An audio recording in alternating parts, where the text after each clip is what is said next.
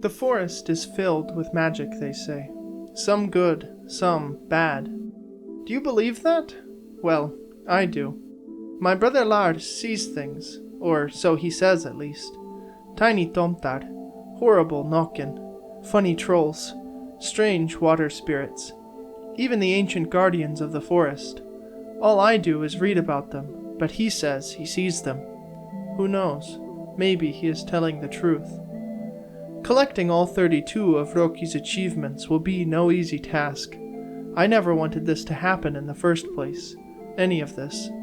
This journey was thrust upon me, and I certainly found more than I bargained for, faced fears I never thought I would ever have to face again. There is pain in remembering, but closure too. Maybe, along this journey, I can find a little of both. Pain in remembering the happy times, and the closure to allow me to move past the past. For some strange reason, I have an odd feeling in the pit of my stomach that, by the end, my brother Lars won't be the only one who gets to glimpse the magical creatures of the forest. I just hope they don't try and eat me.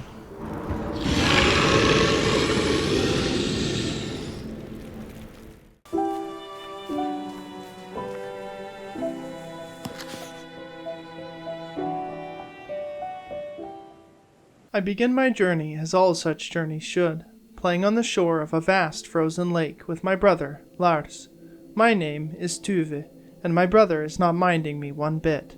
Scurrying over to me, Lars tells me he was busy playing with the local mystical creatures, and Nokken and Krokke but I cut him off. It's time to go home, Tiny Tomte, I tell him. He takes this very poorly and then runs off ahead to hide. Ah, so that's the way it's going to be then, eh? I give chase, disturbing some nearby ravens as I practice sprinting for the first time. Eventually, I come to a peculiar-looking statue which, funnily enough, laughs just like a little boy would. This, Lars says, forgetting he is supposed to be hiding, is his new monster best friend. I chuckle to myself and turn to look for something to get him to come out from behind the statue. Nearby, I find the perfect object, a snowball. Grabbing it, it is added to my backpack.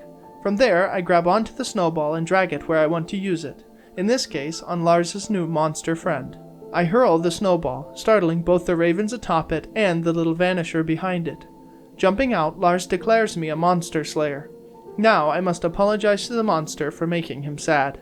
Hurriedly, I give my deepest and most heartfelt apology and change the subject. I'm hungry and I want to get home.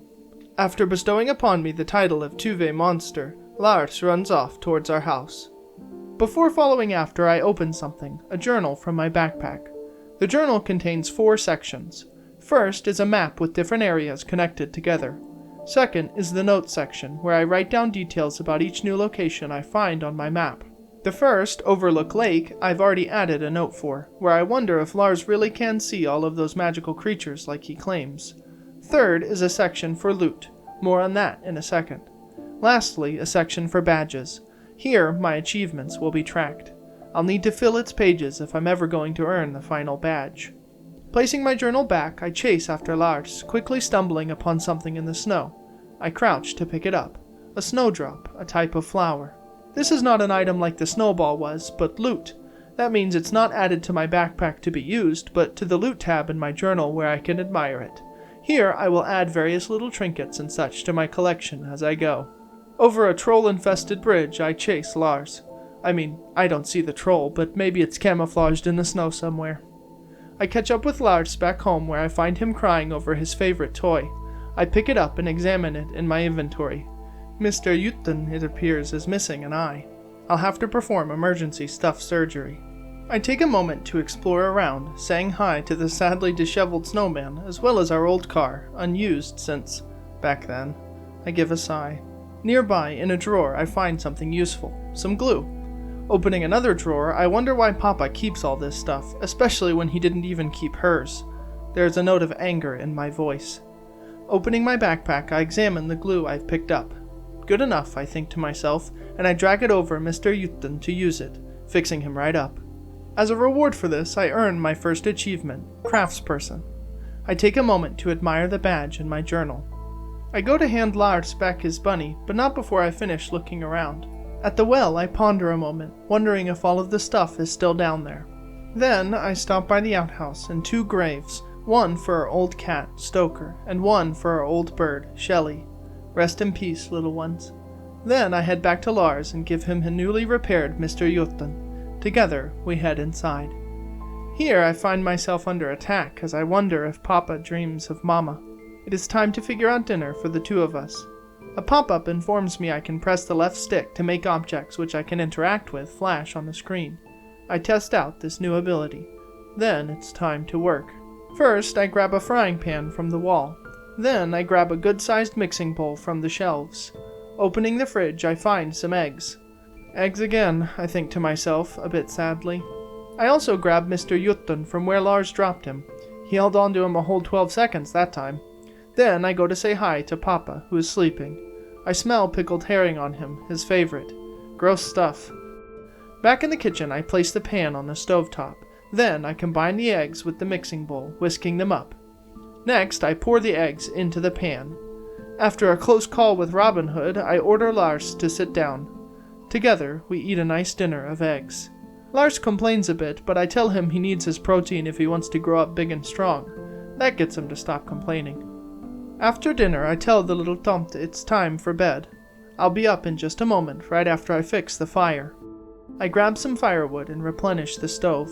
That should be enough to keep Papa nice and cozy for a while. Then I head upstairs. As I leave, though, Papa calls out to Mama. "No," I tell him, "it's just me, Tuve. I left you some dinner." He gives me some kind encouragement before promptly falling back asleep. With a sigh, I head upstairs. Here, I find my brother causing a rumpus. On the floor, I find something else, my grandpa's old military badge. I add it to the collection. Then, I do my chores. I check on the leaky roof, I close the blinds, I give Lars back Mr. Jotun, but before he will sleep, Lars wants a story about Mama. I get him to settle for a normal fairy tale. Nearby, I find a good one, Tales of the Forest. Mama used to read this to me when I was young. Well, younger. Taking out the book, I begin to read about the Jotnar and the baby, Mama's favorite. "Read," Lars begs me, so I do. Once upon a time, there were 4 giant guardians. These were the Jotnar, and they guarded the ancient forest and its lore. Patient Jotunbjorn, coat brown as the dying leaves. Proud Jotunhjort, antlers held high in the summer breeze. Playful Jotunulfar, who roamed wide over spring's new growth. And cunning Jotunraven, guardian of winter and knowledge both. As the wheel of ages turned, humans ventured into the guardian's realm. One in particular stood tall and fair, felling trees of pine and elm. Jotunraven was besotted and cast herself in human form. Before long they wed. The ruler of winter's heart grew warm. She renamed herself Röki and soon was with child. But half human only, he was fey and wild. Her fellow guardians were horrified, banishing the mother and son. Though it took all their strength, the deed was done. And there, to this day, Röki plots a way for her child to return. Watching our world through eyes of ravens, still she yearns. As I finish the story, I feel my eyes grow heavy. Then, wearily, my lids close and I am overcome by sleep. I am woken by Lars dancing on his bed. Oh, I know what that means. Lars needs to pee. Alright then, better wrap up for the cold. Annoyingly, however, he reminds me that I told him never to go alone. So, with a deep sigh, I hop up myself and tell him to get dressed in a hurry. No toys. Not even marbles, he asks. Not right now, I tell him. Pulling on his winter poncho, Lars hurries down the ladder. Before I follow, I take a moment to glance at the picture I keep above my bed, as it was back then. Downstairs, I take a moment to top up the fire. Don't want to risk that going out. Then I head over to the door and tell the tiny tomte to hurry up. I'm not a tomte, he protests, but I tell him that a tomte is tiny, plays tricks, and helps with housework, and he fits all 3. That gives him pause for a moment. Outside, ravens surround the house. Weird, I think to myself. Lars is, understandably, freaked out. So, to ease his nerves, I go to scare off some of the birds, but not before I find an unusual moth on the window to add to my growing collection. Then I proceed with running around, scaring away the ravens. Lars runs to the outhouse, but he is still spooked by the birds on top. Looking around, I find the solution to this problem, some pebbles. Using these, I scare the birds away. Finally, Lars can use the outhouse in peace. Well, not really, as a great shockwave travels through the air. No more than a falling tree, I assure Lars. But then, another shockwave hits. I'm starting to get freaked out myself, so I tell Lars to hurry up. However, now he is convinced it is a troll, and so he won't come out. With a little coaxing, I get him to run inside, earning an achievement, taking care of business. I hurriedly follow after him. Back upstairs, I assure Lars he is safe now. With my protection, he has nothing to fear. After all, I am Tuve the monster.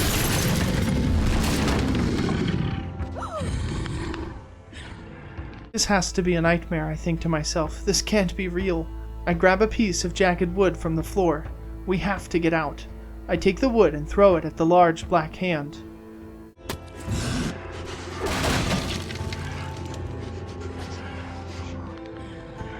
What is that thing? I shout.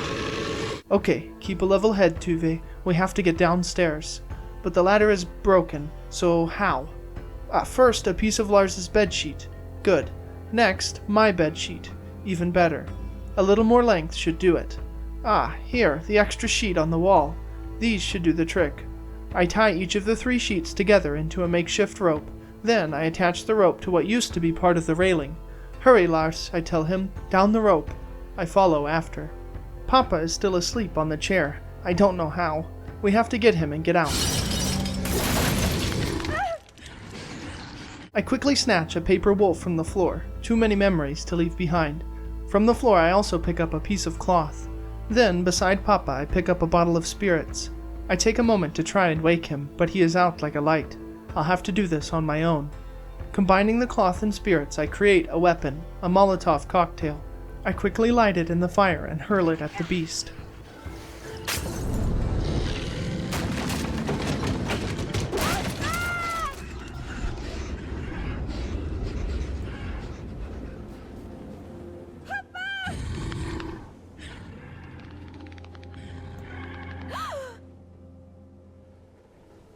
He's awake. I can see him moving.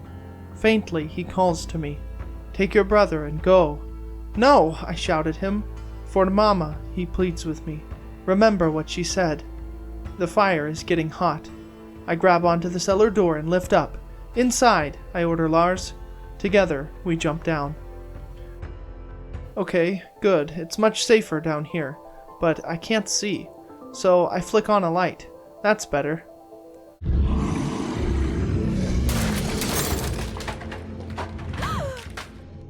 Okay, never mind. That thing, whatever it is, doesn't like lights. Together, Lars and I run over to the window where I have an idea. The old sled, that's what we can use to escape, to get to town, to get help for Papa. I shudder. One problem though, I can't reach the sled. Lars, I notice, is distracted by an old robot toy. Good, something to keep him occupied while I figure out an escape. I begin searching around. First, I find a chisel, always good to have. Then I find an old report card. Into the journal it goes. Next, an old flashlight. Nice. Unfortunately, it has no batteries. However, in a cabinet I find a single battery. Just need one more. Turning on a lamp, I test my theory.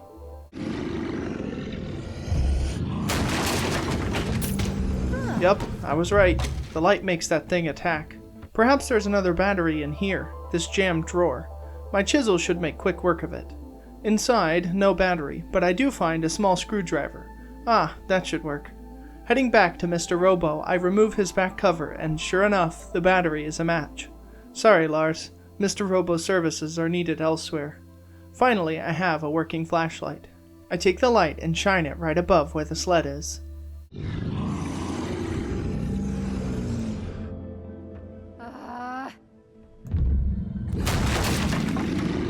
Yes, perfect. I quickly grab the sled, push it through the window, and hop on the back with Lars, leaving Papa behind.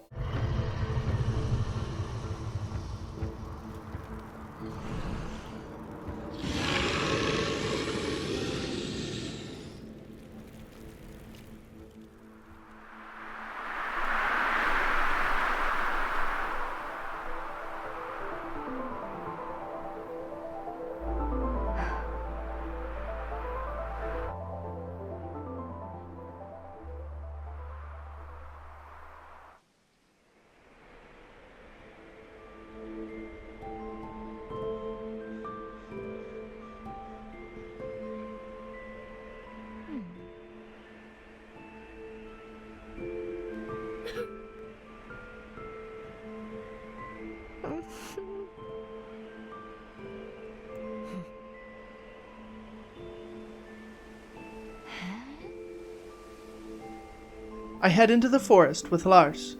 We need to find help for Papa.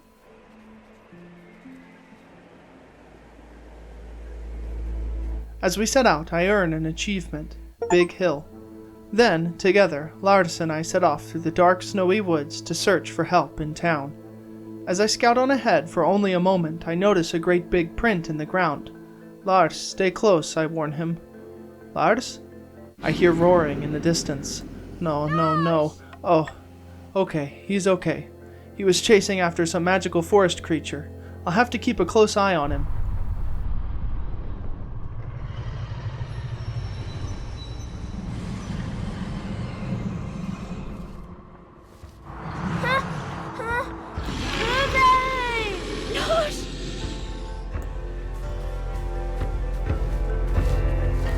I'm too late.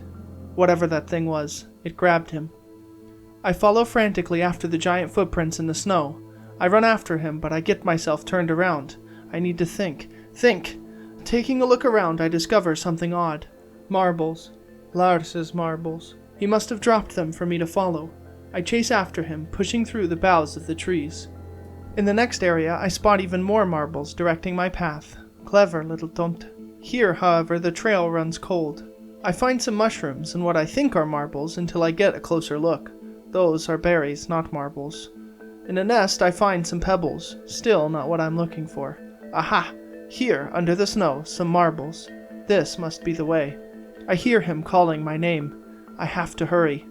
I root through snow and pick up branches until I find them. More marbles pointing in the right direction. One final time, I pass through the forest trees.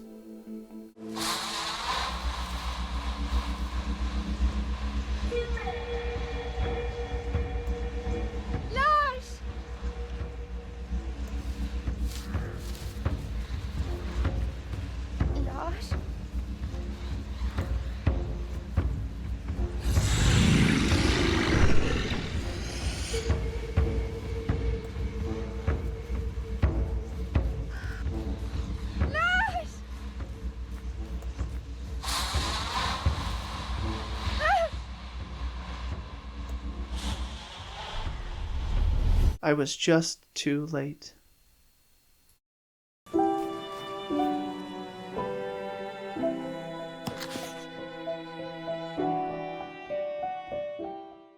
I come to my senses a bit groggily, not really sure what exactly just happened. All I really know is that Lars is gone, and I must find him. At my feet, a bunch of mushrooms come to life and scamper off. This day is just getting stranger and stranger. I take a quick moment to review my map. Oh boy, I've got my work cut out for me. I take a second to examine the area I found myself in. Around me are 4 pillars, one with a bear, 1 wolf, 1 raven, and 1 stag. Knocking on the door through which the mushrooms went, I get no answer. It seems to be stuck shut. I'll need to prise it open. Ahead, in the distance, I notice a medieval-looking castle. Was that always there? I wonder aloud. In a nearby boat, I find an oar. On the opposite side of the shore, I find a small object, an ancient fishing lure. Into the collection it goes. Using my oar, I wedge the door open, and then, for some reason, immediately turn around and head the other way. I spot another opening, which I head through. I find myself inside of a huge tree. 6 great stone doors lie closed before me as ravens peck at the roots and branches of the tree. I scare away most of the ravens, but the ones in the upper branches are beyond my reach. I'll have to get inventive to deal with those. On the opposite wall from where I came in, I find a locked door. I have to head back for now. I do just that, heading through the door I opened with the oar. Oh, okay, that's a little off-putting. The tree seems just as shocked as I am as it asks me if I can see them. Yes, I say with little confidence. They introduce themselves as the Tree of Many. Why are you in this place, they ask me. My brother Lars, I tell them. He went into something, a light. The portal was opened? The tree asks incredulously. A portal? I exclaim. How do I open it again? You do not, the Tree of Many informs me. Why not? I ask sadly. You are a mortal child. Only the Jutnar can summon the portal, the guardians of our realm. Unfortunately, it appears as though they have been missing for many seasons, and no one is quite sure where they've gone. Please, I beg, I need to find my brother. I have nowhere else to go." The tree pauses a moment and replies thoughtfully, "Perhaps if you help the forest, it may help you in return, if you can look beyond your fear." Thankful for the advice, I ask the tree if there is anything I can help them with. Their mother, they tell me, is across the way. Perhaps I could help her. I tell them I visited her already, dispersing what ravens I could. The Tree of Many is not a fan of ravens. I assure them I will clear the rest away from their mother as soon as possible. I head out the door to the left, following a snowy path. The shadows lie gently on the untouched snow as tall, thin trees fill my vision. In the distance is some sort of church. I approach and read a gravestone kept just outside the confines of the walls. The gate, I learn to my dismay, is locked. I'll have to look for a way to open it. Continuing along the path, I come to something, or rather, someone, new.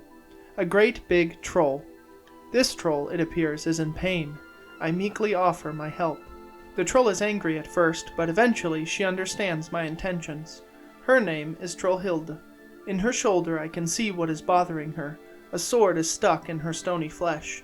Unfortunately, I can't reach it. Trollhilde is sure I will pull it out, and then she'll be able to find her troll gold. One step at a time, my giant friend. As I head back to the path, I am surprised by another achievement, Scenic Route, which I achieved by exploring behind some trees off the beaten path. There isn't actually anything back here, just an achievement. On the trail itself, I find lots of carvings of ravens. Searching around, I also find an item for my journal. A chrysalis. Past even more raven carvings, I find something. A house buried in the snow. Beyond it, I find some creepy, vine-like tentacle things blocking my path. Can't get through that. I decide to explore inside the house. On the top floor, I find a family-sized mattress and more wooden ravens. This must be where the ones outside were carved. On the ground, I also pick up a wooden feather for my collection. As I head downstairs, I add a new journal entry. Could this be the woodsman's cabin, I write? The one from the story? That would certainly explain all of the ravens. I grab a couple of things down here. First is a tin of porridge oats which I add to my backpack. Next, a bear trap I pull from the wall. Then I find some sort of strange creature hiding down here. He's a bit rude to me, but I suspect he has information I need. Maybe I think I could get him to come out if I brought back some food, something juicy. On a nearby work table, I find a child-sized cot, abandoned. That fairy tale I read appears more and more possible by the moment. Before I leave, I find a little spinning top on top of a barrel. I give it a spin, then another, then, one more. And then I'm done. Just kidding. One more for good measure. Then I earn an achievement, top spinner. Please hold your applause if you can. Heading outside, I have one place left to explore, up a nearby ladder. Here I find some non-wooden birds roosting in their nests. Searching through these nests, I find something interesting, a hairpin with a long, sturdy point. I think I know just what to do with that. Running back to the church, I use the hairpin on the gate. Sure enough, I am able to use it to pick open the lock. I head inside the courtyard. Here I find many graves which I begin investigating. To the left I find something else, another tree with what look like eyes dotting its bark. This time all the birds are within reach. After scaring them off, the tree opens its eyes. It suspects I'm a raven at first, but after we get everything cleared up, they tell me they're a younger sibling of the Tree of Many. Once the rootways connected the trees, but now they are silent. I tell the way tree I'm going to try and fix that. Next, I continue exploring around the courtyard, reading each gravestone as I go. Behind the church, I stumble upon another troll. This one, unfortunately, is no longer alive, having turned to stone for some reason. Trollhilde had mentioned something about only the troll sisters remaining. Perhaps this is one of the males. As I continue looking around, I come to the final grave. This one is a family grave for the Markisons. It says, from what I can read, that they lost their daughter to a watery grave. How horrible, I think to myself, as I earn an achievement, Grave Thoughts, for visiting each of the 10 graves. Just next to this, on the wall of this building, I discover an interesting statue which is loose, but not loose enough to be knocked off. Heading inside, I see that a wooden peg is keeping it fixed in place. I can't remove it right now. In the center of the room is a large gravestone with the names of children, all Lars's age. Has this happened before? I wonder to myself. Nearby is a pile of dirt. I'll need a shovel before I can dig that up. Lastly, I find some eggshells. Into the collection they go. Done exploring here, I head back into the courtyard and then into the great wooden church. First, I notice the graves on the floor. These are very old graves. Next, I find some rope, always useful to have.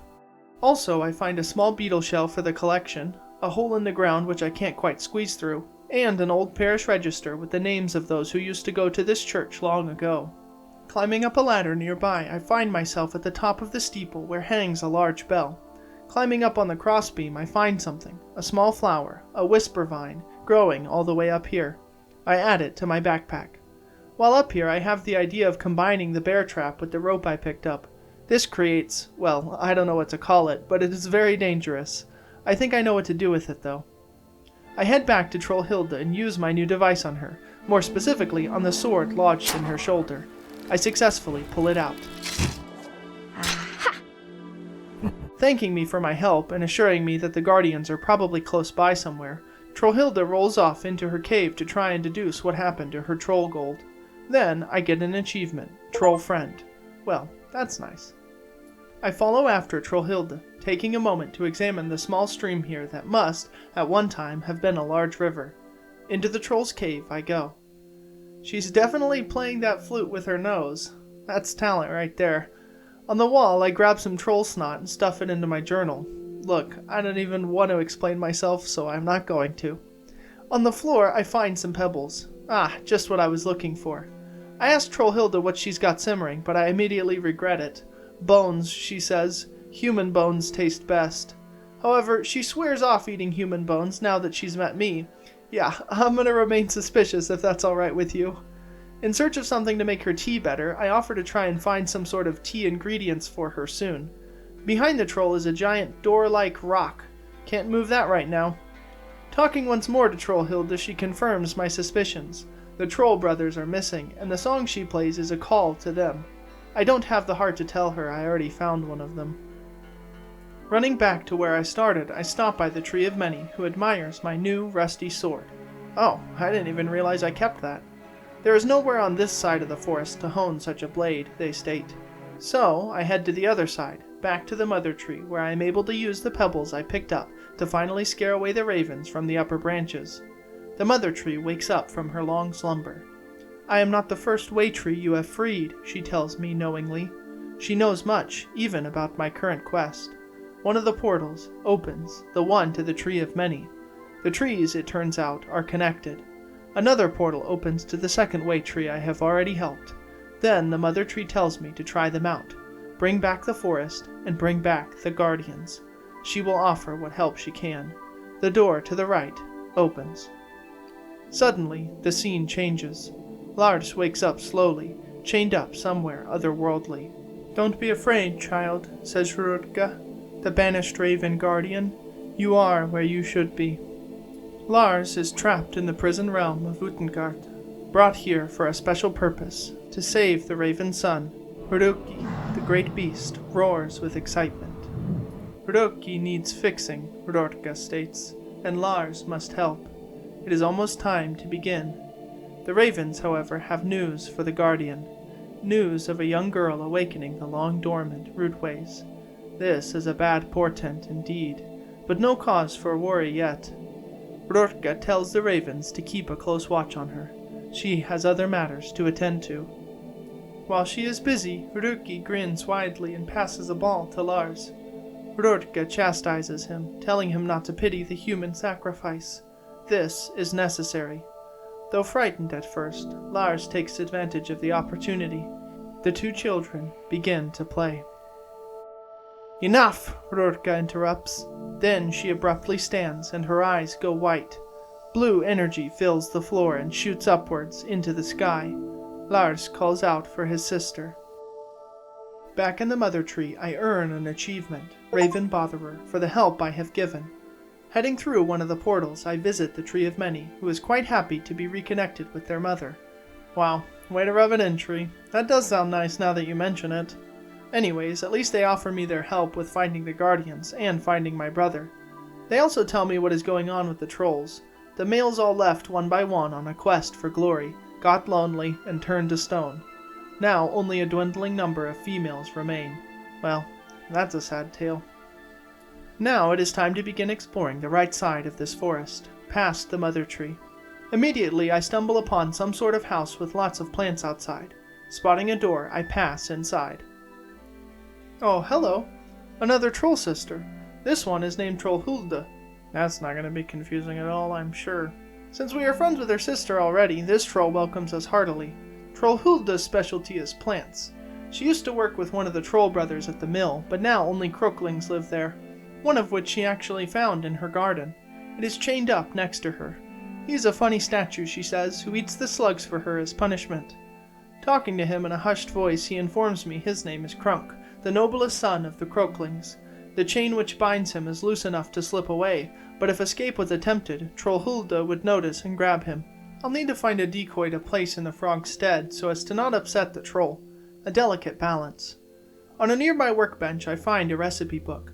Flipping through its pages I find a recipe for sleepy tea. Ah, Trollhilda was wanting some tea. Let's see, it needs 1 valerian flower, a whisper vine flower, and a sopor lily. Mix together with a mortar and pestle and steep in boiling water. Well, I already have the whisper vine flower from the church. And look, a mortar and pestle. Just need to find the other 2 flowers, I guess. Nearby I find a piece of snakeskin for the collection, and I find a slimy slug by following its trail. That one I add to the backpack. And I seem to remember another frog-like creature, half obscured by shadows, asking for something slimy. Heading back to the buried cabin, I climb downstairs and hand the slug to what I now recognize as another croakling. This one's name is Kronk, and he is hiding from the mother. Not his mother, the mother, who once lived here. Something went wrong with her son. My suspicion that this house once belonged to the Jutenraven and her husband is all but confirmed.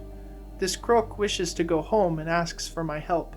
Then, funnily enough, he hops into my backpack. On the way back, I learn from the Tree of Many that my brother is in Utengard, the nether realm of this world. Well, that can't be good. I explore past Trollhilda's house, where I discover the mill she mentioned. Aha! A way tree is right here. I scare away the ravens as usual, but this one is covered in vines, similar to those which blocked me earlier. I'll have to cut those off of it. Unfortunately, my sword is currently far too worn down to be of any use.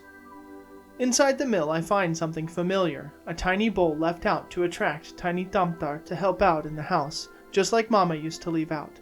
Tomtar is the plural of Tomt, by the way. Now I just need some food.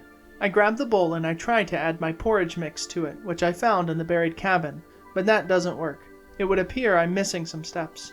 Nearby, on a barrel, I find a box of matches, with a few still inside, 3 to be exact. Next to that is a hearth, cold and dormant. Looking around, I find some dry wood which I grab and, oh wait, there's a downstairs. Down the ladder I find a large broken millstone, perfect for sharpening things such as, I don't know, swords? Let's go with swords. From the wall I grab a mallet, always helpful to have. Also, a handle. I'll take it. Okay, things are coming together. I add the wood to the fireplace, and then, using a match, I add the fire. Then I add the oats, but they'll just burn without any water. First, I head out front where I find a bunch of old coins. Apparently, this water is not good for drinking, just good for throwing in shiny things. Out the back door, around the side of the mill, I find what I am looking for, a place to draw up water. It's just missing a handle. Wait, draw it up from where? The water right down there? Why couldn't I just get it from the front? Oh, never mind. At least I have some water now. Adding the water to the pan, it begins bubbling nicely. All that's left is to scoop up the porridge into my bowl. Then I take the bowl and place it back where I picked it up, into the offering spot. It worked! A tiny Tomt. I tell him about my problems with the grindstone and he scurries his way downstairs. Before following him, I earn an achievement, Tomt Summoner. Now I head downstairs.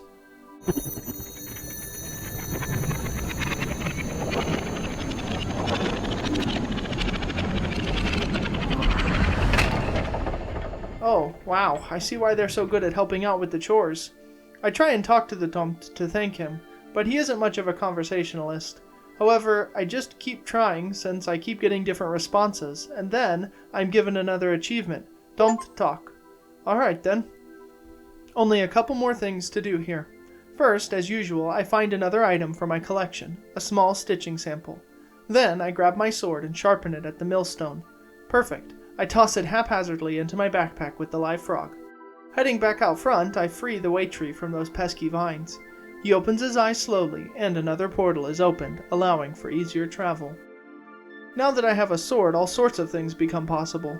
First, I decide to try a long shot. Back at the church, I try my hammer on the broken floor. Nothing. Then, because why not, I climb back up to the top and chop at the rope holding the giant bell. Oh, I really did not expect that to work, to be honest. And I got an achievement, Bell Ringer. Climbing down, I drop into the now much bigger hole. I find myself in a crypt. On the closest wall is a carving of a bear with some blocks below it, with a number of shapes on each one. 2 of them appear to be missing for the moment. I notice I can move them around.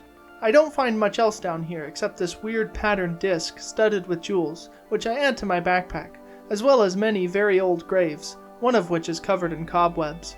Chopping them away, I grab the stone block they were obscuring. Before heading back, I find a little tomte hat on the floor for my collection. Back at the bear carving, I place the block in one of the holes, still missing one. I'll have to return later. I head back to the mill, out the back door, where I find some more vines to chop up. Clearing the path, I discover a new part of the forest, covered in a strange growth of mushrooms. That's not a good sign. My journal calls this place the Poisoned Forest. Well, that's an even worse sign. And things don't get better with my first discovery, another one of the troll brothers, solid as rock. At least he looks peaceful, I say to myself. To the right, I find a fresh pile of dirt. Something is buried there. I'll have to make a note of that. Heading forwards, I arrive at a large building. Passing through the great stone entrance, I find myself in a large courtyard. The first thing I do is head to the left, where I scare away some birds and cut away some vines, awakening the Waitree. Like before, another portal opens, my 4th so far. Trying to progress elsewhere proves fruitless. It appears that the fungi of this forest are purposefully blocking my path. I think that might have something to do with these giant eyes that are watching my every move. I can cut the vines away, but they simply regrow too fast. I'll need to find another way. On a rock, I find a strange pattern of runic symbols.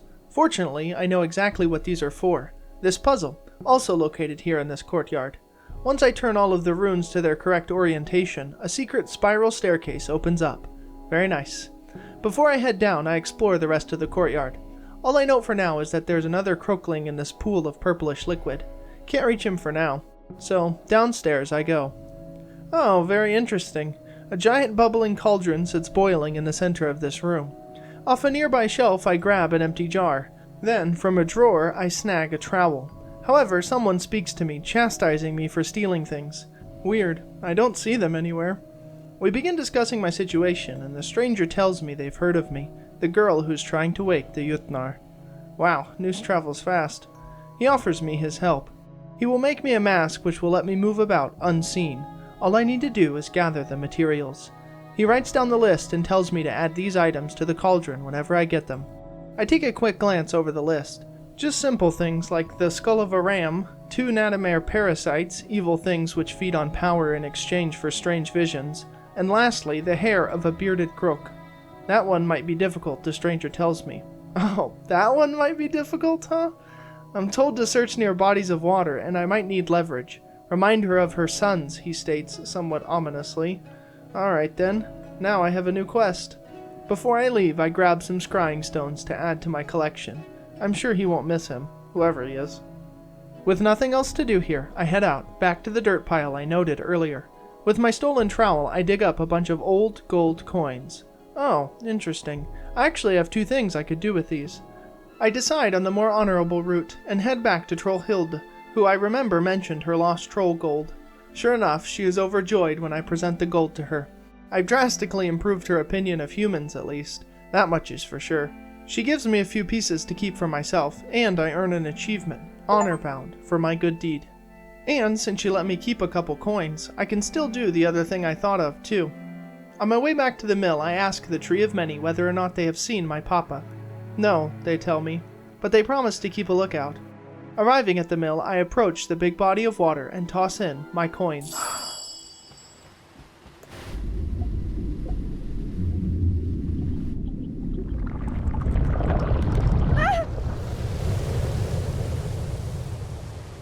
Oh, hello, handsome lady. Please do not eat me. I have something you might be interested in. Your sons, I tell Mama Croak. I can help you find them. She is tempted by my offer since she does miss her children. All right, she says, I'll spare you, at least until you find my boys. In return, I say I want a strand of that majestic beard. She is completely outraged at this, but I remind her how small of a price that is in exchange for her sons. Begrudgingly, she agrees. I give her my thanks. And, good news, I've already made some progress. I dropped the first of her sons from the buried cabin, Kronk, into the pool. She's happy with this, but demands the other two before she'll give up the facial hair. Very well then. I know where they are too, one in Trollhilda's house, and one in the Poison Forest's swamp waters. I just have to figure out some way to get them in my backpack. Done here, I head back in front of Trollhilda's house and begin exploring to the right. I've not yet traveled this way. Immediately, I notice an enticing smell wafting from a large burrow. Before heading in, I pick up a piece of carved bark, adding it to my collection. Then, I head inside. I find myself in a long hallway with lots of old, frayed clothes. I pick one up, a tattered rag, to add to my pack. Then, I head forwards. Oh, hello. Please do not eat me. What is your name, I ask. I am... Oh, you've got to be kidding me. Okay, hold on. I am Yolakutturin, he says, the Yule Cat, the one who devours those who do not receive new clothes for Yuletide. Wow, that's pretty dark. Way to really hit them while they're down, folktale writers. This cat specifically kills poor people. Anyways, Yolakutturin is very sad because he is no longer the terror of the town since his fur has turned all gray. This, he says, won't do. I offer my help in exchange for not being eaten, something that is becoming a very common occurrence, I might add. He somewhat angrily accepts my help. Before I leave, I admire the fine ham that he is roasting here. Yolakutturin says he is too angry to eat it, but he also won't let me have it. Yeah, I figured as much. Pushing my luck, I snag some bone jewelry off the cat's bed and hope he doesn't notice. I add it to the collection. Then, I run away past the poor people's clothes, back outside. I explore farther to the right, but I am roadblocked by some spikes. It looks like this tree would make a nice bridge, but I am small, and it is large, so no budging it for now. Time to head to the only place I know of that I haven't yet gone. From the very right to the very left I head, all the way back to the buried cabin and the first tentacle vines I saw. Now I have a sword with which to make quick work of them. Heading through, I get a feeling. This is the path to the Wolf Guardian. Just an intuition. Before heading forwards, I head to the left, where I find another of the Troll Brothers, my third. How many of them are there, I wonder? Then I head along the path. It is time for a few puzzles.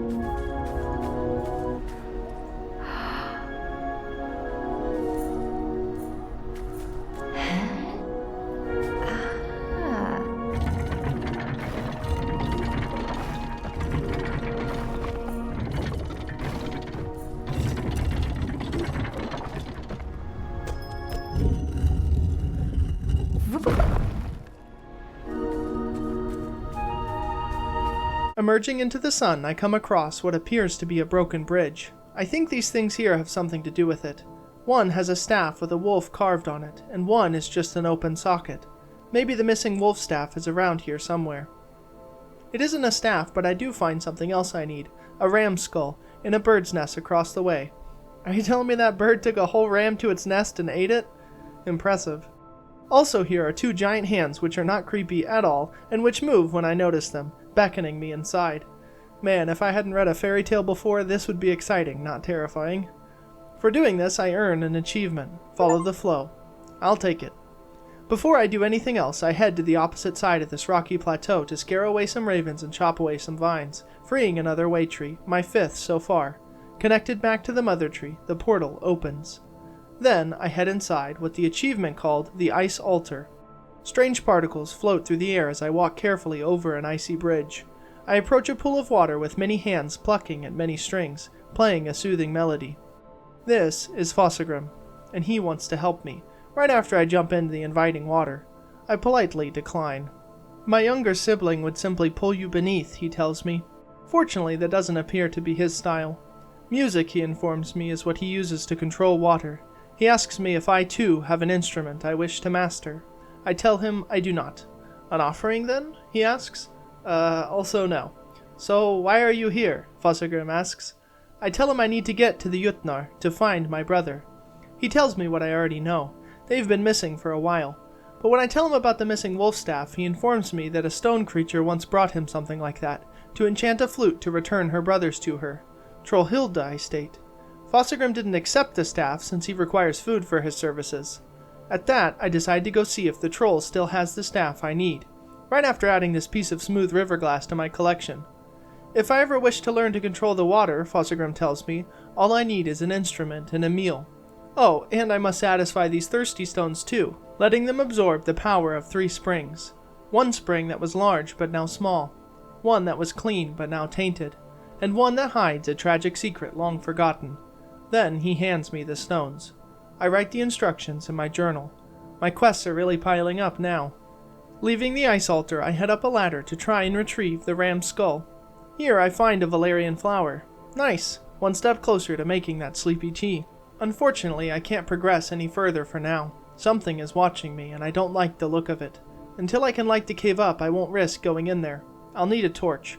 Luckily, I have a flammable piece of cloth, but I'll need to wrap it around something first before I set it ablaze. I decide to return later. Fortunately, though I am out of new areas to unlock, I remember something I had forgotten. Back at the church's courtyard, I head into that small house. Now, using the mallet I grabbed from the mill's basement, I knock the statue free. Outside, I grab it and add it to my impressively large backpack. I mean, a statue, a large disc, a frog, a sword, what can't fit in there? As I examine this item in my inventory, I earn another achievement, Eye for Detail. As I have been going, I've been examining each item I pick up. Apparently, that was my 50th. Back in the small building, I use my trowel to dig up this pile of dirt. Underneath, I find another patterned stone disc with jewels on it, the second one I found. Eventually, I'll figure out what to do with those. I decide to head back to Trollhilda's, more specifically to the stream which runs under the bridge where she lives. This, I remember noting, must have once been a big river, now small. Sure enough, using my thirsty stones on it, one of them drinks up the water here, filling itself with the liquid. 2 more bodies of water to go. Inside, I ask Trollhilda about the wolf staff which Fossegrim told me she brought him. Unfortunately, she doesn't still have it. She gave it to Trollhilda across the way to scare off ravens. So, I head to Trollhilda's. First, I free the crook from his imprisonment by replacing him with the statue I just picked up. In a flash, he hops into my bag. Trollhilda notices immediately, remarking how much she likes statues, and she exclaims with joy that Croakling finally left. Turns out she undid his chain moons ago. She was just waiting for him to leave. Asking Trollhilda about the wolf staff, she says she used it for a time, but then, when she no longer found it useful, she threw it into a pool. Upset that this has caused me distress, she offers to help. Outside, she rolls her way in the direction of the pool. It is this way, she states simply. Noticing the spiky pit may prove to be an obstacle for my flimsy body, Trollhilda knocks down a tree with a mighty punch, creating a bridge for me. There, she states laconically. Then she rolls off. I like that troll. Passing over the bridge, I come to a new area. An amazing smell fills my nose. Ahead, I determine the source, the lilies. Whatever they are making me very drowsy. Before I investigate, I help out this poor way tree. With the ravens and vines cleared, he opens his eyes. Connected to the mother tree, the portal opens, and I earn an achievement. Connected. That, it turns out, was the 6th and final way tree. Feeling confident for the first time in a while, I head to the pool of water and grab the Sopor lily. Oh, nice. That's the last flower I needed to make sleepy tea.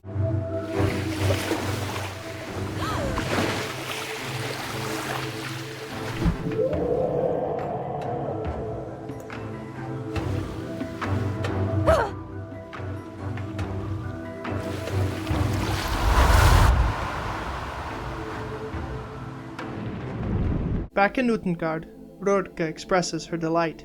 The ceremony is working. Something is special about this one. Lars coughs, sickened as his energy is drained. Röki frowns sadly. A sudden flash. The rite demands more of my power, states Röki. She apologizes for the pain the rite is causing her son. She blames herself for his condition. When he is human, it will be different. Lars is confused. Röki assures him his sacrifice will be worth it. Röki roars a disapproving note. The ravens come with news. The Nokken has gotten her. A tragic creature to bring a tragic end. How fitting. But somehow she knew about the staff. She's made it further than would be expected of such a small human. Lars is happy to hear this. Tuve is coming to rescue him. Röki informs him that this is not the case. The ritual will not fail this time. The effort takes a noticeable toll on Röki as blood oozes from her nostril. She sits to rest. Unnoticed by Röki, Lars and Röki communicate once more. Lars slowly opens the large creature's hand and pulls a splinter from where it was embedded. Röki smiles his thanks. Lars seems to understand Röki. He always did seem to have special abilities. Perhaps that is why the rite is working this time. Röki stands and a large beam of light shoots up to the sky as the scene fades.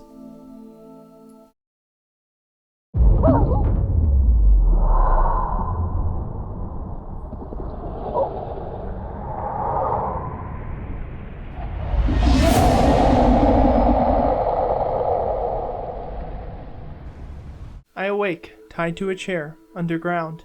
At least I am alive. As I try and move, I have something else to be thankful for. I am able to wriggle free from the ropes which bind me. Unfortunately, a large tentacle blocks my path. Across a bit of water, I spot it, the wolf staff that I came in search of. This creature, the Nokken, must have found it and liked it. Though I can't reach the staff, I do find something I can reach, a bedraggled teddy bear. Placing this bear in the water, the tentacle is distracted, and I am able to sneak by unnoticed. I stand before an assortment of furniture and statues. From the back of a rocking horse I grab a small doll. Then I continue my search. First I find a block with numbers on it. Oh, good, that's the last one I needed for the crypt. No help to me right now, however. Then I find a piece of ribbon for the collection, some small boots, a little red bowl, a lobster pot, and a piece of blue fabric. Making a run for it, I'm abruptly stopped by the Nokken. It sets me down atop a box for a sort of tea party. Strange, it is almost childlike in its mannerisms and interests. I quickly think up a plan. Placing the fabric, boots, and bowl on the doll, I make a rough likeness of myself. This I place on the box in my stead. Then, with the Nokken distracted, I make a run for it. Hurriedly, I sprint down the hallway, earning an achievement. Run away. Halfway done already. I come to a large stone door which I open, finding myself in, where else, Trollhilda's damp cave. Unfortunately, I've made it even more damp by letting in some water. Trollhilda is impressed I came from the Nokken's cave. She knows better than to go near that thing. Though she is mad about her fire. Examining the mess, I notice how particularly black it is. An idea occurs to me. Grabbing my jar, I scoop up some of the wet black sludge, storing it inside. I try and head back through the Nokken's cave, but I can't. How am I supposed to get the wolf staff then? Before I leave, I use one of my 2 remaining matches to relight Trollhilda's fire. Now, once I make that tea, she will be able to steep it. Oh yeah, the tea. On my way to Trollhilda's, I speak with the Tree of Many, who expresses surprise at my escape from the Nokken. It says I cannot fight such a thing. I can either be its captive or its liberator. I already tried being its captive, I say. To liberate it, I am told, I must find its true name. Once I say every syllable, it will be free. I ask the Tree of Many if they know the name, but they do not. It is not like its sibling. Oh, Fossagrim. He did mention having a sibling, didn't he? The Tree of Many informs me the Nokken was once a being of the land before being lost to the water. Its pain and loss made it what it is. It cannot now recall it was ever young and playful, the tree states. Like a child, I ask? I suspected as much. Could they have drowned? I resolve to help the poor creature. First, I have a few things to do. Heading back to the mill, I am met with an unwelcome sight. The poison of the poison forest is spreading faster than I expected. I must hurry. Down the ladder I approach Mama Croak and give her back her son, which I helped abscond from Trollhilda's. Crunk joins his brother in the water. One more to go. Next, I head back to Trollhilda's cottage. Here I take the mortar and pestle and add each flower to it, grinding them up as I go. First, the whisper vine, next the valerian flower, lastly, the sopor lily. Combining all of these together, I am given some sleepy tea. All it needs now is some boiling water. Heading back to Trollhilda's cave, I place the sleepy tea in her kettle. Then I inform her I finally brought her the tea she requested long ago. No more human bone tea for you, my giant friend. Imbibing the tea in one big gulp, its effect is immediate. She is conked out. Sorry, I tell her. Have a rest now and don't eat anyone. From her hand I grab her flute. I would have preferred to find an instrument that a troll hadn't used its nose to play, but I'm not exactly stumbling upon any Langspiel out here. Next, I head back to Jolakutturin and dump a bunch of black sludge on him. This better work. Rubbing it on thick, the Yule Cat's coat darkens to a shadowy black. With a sinister grin, he admires his new color in the mirror. While he is distracted, I steal his ham. Hopefully he won't miss it. Now go eat those poor people. I've got a brother to save. My next task is a little harder to figure out, but I have an idea. I remember way back when I first explored the church's courtyard, reading about a girl lost to the watery depths. Sure enough, reading one of the graves, I am correct. The Markison girl. Oof, the full name is obscured. However, I have something that should help. I consult the parish register, looking up the Markisons' names until I find the corresponding name for the girl. Ignis Olaf Jolhafsson Markison. That must be the name I need to free the Nokken. I mark it in the register. I almost forgot I had picked this thing up. Now, since I am here already, I head inside the church to place the last of the stone blocks in the wall of the crypt. I do exactly that, and nothing. I place them lowest to highest, but I must have the wrong order. Maybe this moon means something. I flip the order, but still nothing. I look around a bit, but no luck. Oh well, I'll come back to this. On my way out, I happen to glance at one of the many gravestones. Carl Carlson, 1623. And there is a symbol of a moon. Oh, I'll be honest, this was complete luck. I clicked on this with not a thought in my head that it had anything to do with this puzzle. Well, you know what they say, better to be lucky than good. Back downstairs, I enter the pattern corresponding to Carl Carlson's date of birth? Death? I don't know. 1623 is all that matters. Once entered, a secret door opens. I head down the stairs. In a wide open room, I find something on the floor. A depiction of a constellation with a few circles missing. Aha, things are starting to make sense. Lots of ceremonial offerings and great statues of bears stand before the incomplete constellation. First, I move this disc to the correct spot over here. Then I take the 2 discs I've collected so far and place them in their correct locations. It looks like I'm just missing one more. Before I leave, I find a piece of a star chart. I add it to the collection. Then I head up a new set of stairs, out from Carl Carlson's memorial stone. Wait, how did I move that giant heavy stone? You know what? Actually, I'm not going to question it. Now, it's finally time to free that Nokken. Making my way back to its pool, I take a moment to explore a cave to the right. Here I find a small pool, sourced from the larger pool outside. That seems suspicious to me, so I grab one of my thirsty stones and dip it in. To my delight, the stone fills with water. That must have been the one with the tragic secret long forgotten. The Nokken was the secret. One more stone to go. On the floor nearby, I find some bones. Luckily, animal bones. I add a long, sturdy-looking one to my backpack. Also, I find a strange clump of animal fur. That one is for the collection. Once I rescue Lars, he's going to love looking at all of these things. Back outside, I approach the shore of the pool and call out to the Nokken. I must save my brother. Then I shout her name. Ignis Olaf Jolhafsson Markison. I hope I pronounced that correctly.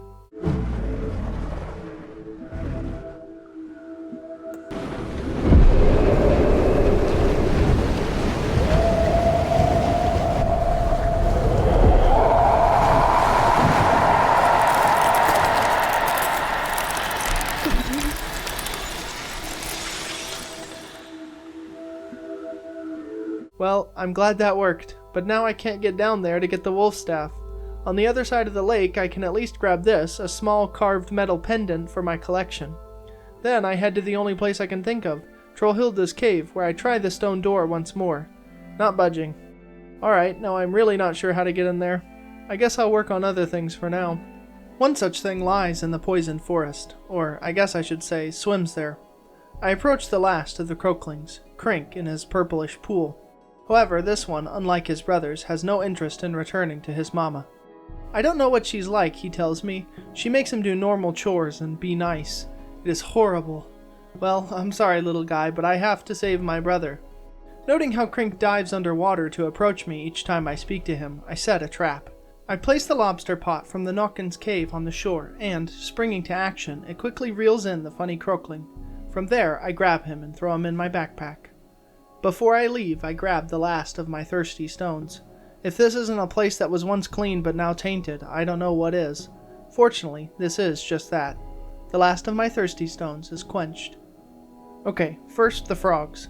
Back at Mama Crook's pond, I add Crink to the water alongside his brothers.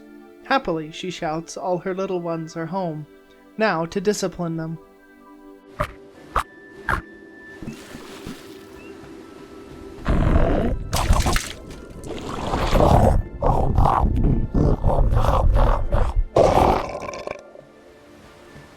Wow, what's the opposite of gentle parenting? Abuse? Yeah, I think that fits. Fortunately, it isn't quite as bad as it first looks. She assures me she'll let them back out in a couple of months if they behave. Alright then, I just really hope you mean you're going to throw them up later.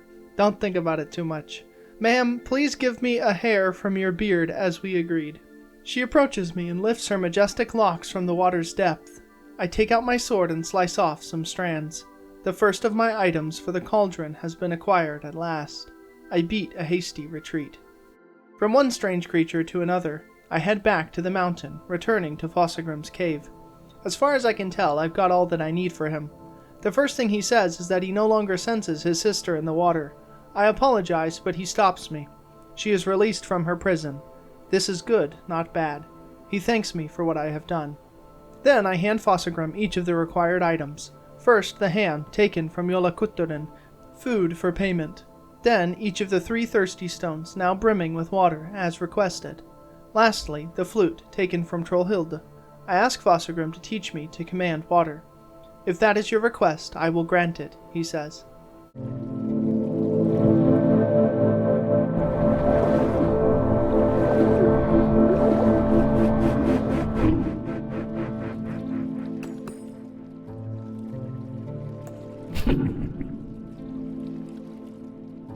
I add the enchanted flute to my bag, earning an achievement in the process. Such a charmer. On my way out, I decide to attempt traversing that dark cave once more. This time, I think I have what I need. First, I combine the old cloth with the bone I picked up, making a torch. Then I use the last of my matches to set it alight. Now I can brighten this cave. Let us see what horrible creature I must now face. Oh, it's the last of the jewel-studded discs. Well, that's a relief, although I do feel a bit silly now. I quickly add it to my backpack, and then, not forgetting what I originally came for, I head to the right where I find the ram's skull where I saw it earlier, in the bird's nest. I add it also to my sack. I also grab this sharp talon from my collection. A nice find. Okay, I have a few things I could do now. I decide to tackle the most obvious one first. I head back to the old church and down the old stairs into the strange underground cellar. As I set the last of the discs in its place, the room begins to rumble. Then the floor lowers down, taking me with it.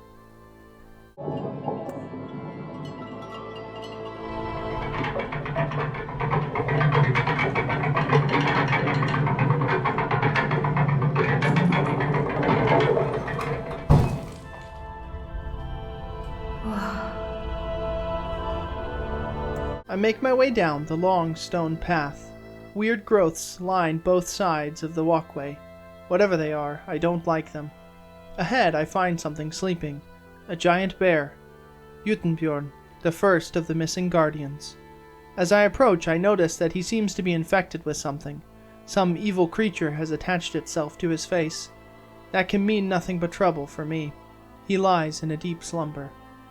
I walk over to a horn I spot nearby, covered in cobwebs. My sword clears them in no time. Then I blow with all my might.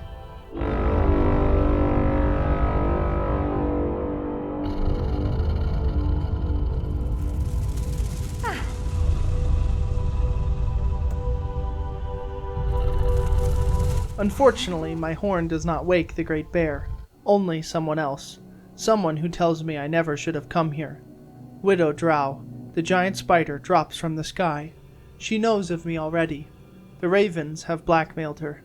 Usually she wouldn't stoop to eating such poor food as humans, but exceptions can be made. I yell out as the screen flashes white. Back in Utengard, Lars is getting sicker, and Röki is getting more human-like by the second. You must keep eating to keep your strength up, Röki tells him. She was not prepared for the toll this transformation would take on them both. Röki almost cries out in protest, but a harsh word silences him. He eats. The ravens bring news. The spider has gotten the girl. A pity, she accomplished much. Better this way, however. The traitorous Jutnar would never have actually helped the little girl. They do not help those who are different. The forest is better without them. Röki is proud of the slumber which she inflicted upon them all those years ago, using the Natamare parasites. A shame, still. The girl was intriguing. Röki wonders if she knew that her brother was infected with forest magic. As Lars coughs, Röki takes pity on him, rolling over a fruit. Lars quickly takes it and eats. Lars, he tells the raven's son, my name is Lars. Suddenly, Röki stops a fruit mid-roll. Do not make this harder than it needs to be, she chastises her son. You know this is the only way. Röki roars his disapproval and mutters that he doesn't want change. There is no other way, Röki says sadly. Then, full of resolve, she stands, eyes rolled back, and blue light fills the air. The rite continues.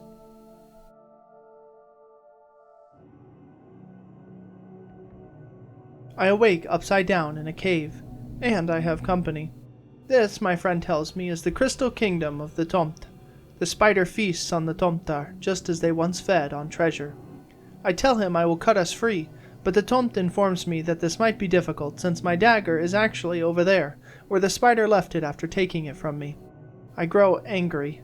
This can't be the end. Not after everything. I won't be able to save Lars. Tiny Tomt Lars. All alone with that thing. The Tomt's ears perk up. Who is this Tomt you speak of? He asks me. My brother, I tell him. He is lost. After a bit of confusion, I inform the chief Tomt that my brother isn't actually a Tomt, but this doesn't matter. He is very happy to find a family that still reveres the Tomtar. He resolves to help me save him. Suddenly, the widow Drow returns. She fears the light, the chief whispers to me. Then, he adds, this cave used to reflect sunlight so beautifully. Then, with a well-timed shout, the Tomt chief instructs one of his fellow Tomtar to release a bit of light. With a quick slice of magic, he cuts loose the webs, and I plummet down, all the way to the bottom of the cave. The spider follows me.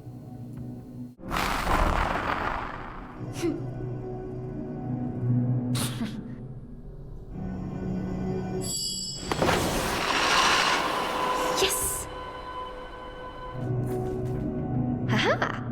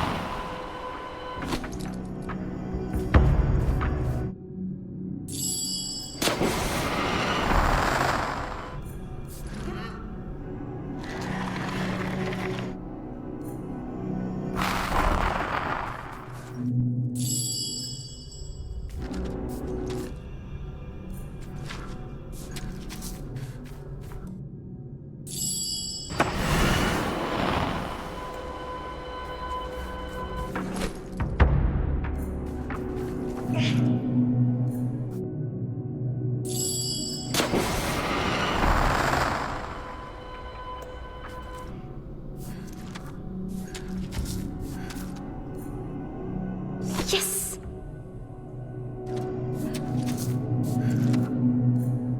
Ah.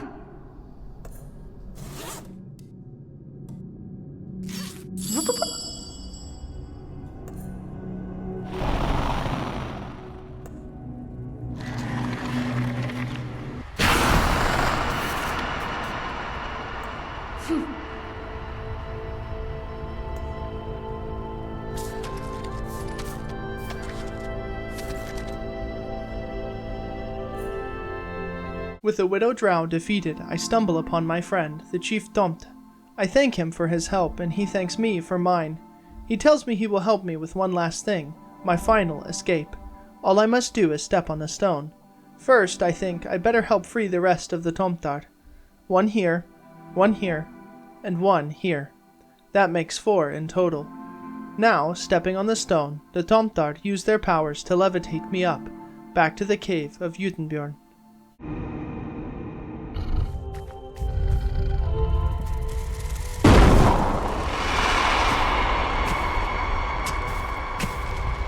Oof, the spider is relentless. I better wake the bear as fast as I can. Maybe he can help. Sprinting over, I approach the great horn and blow once more.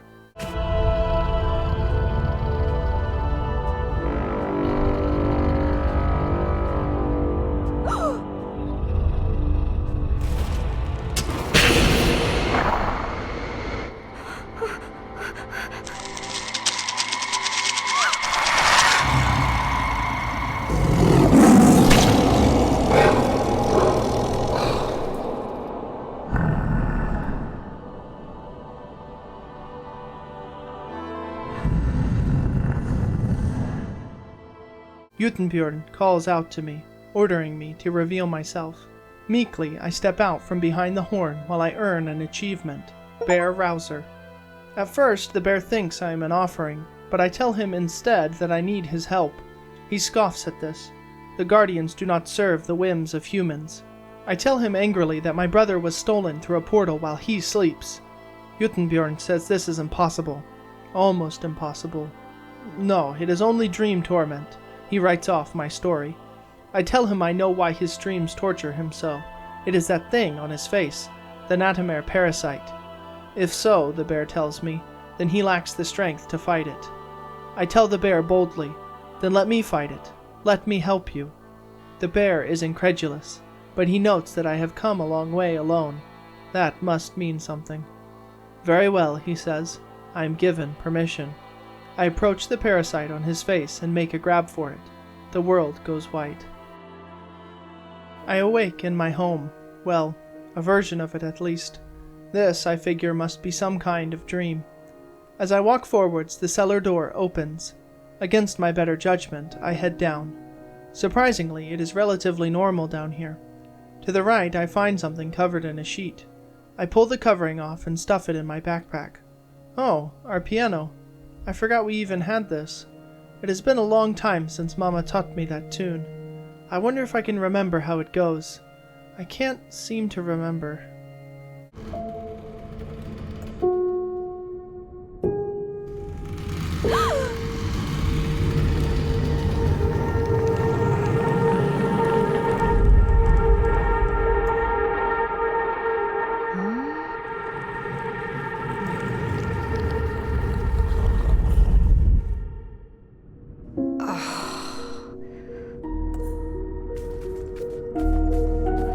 Three doors, 3 portals, 1 in each direction.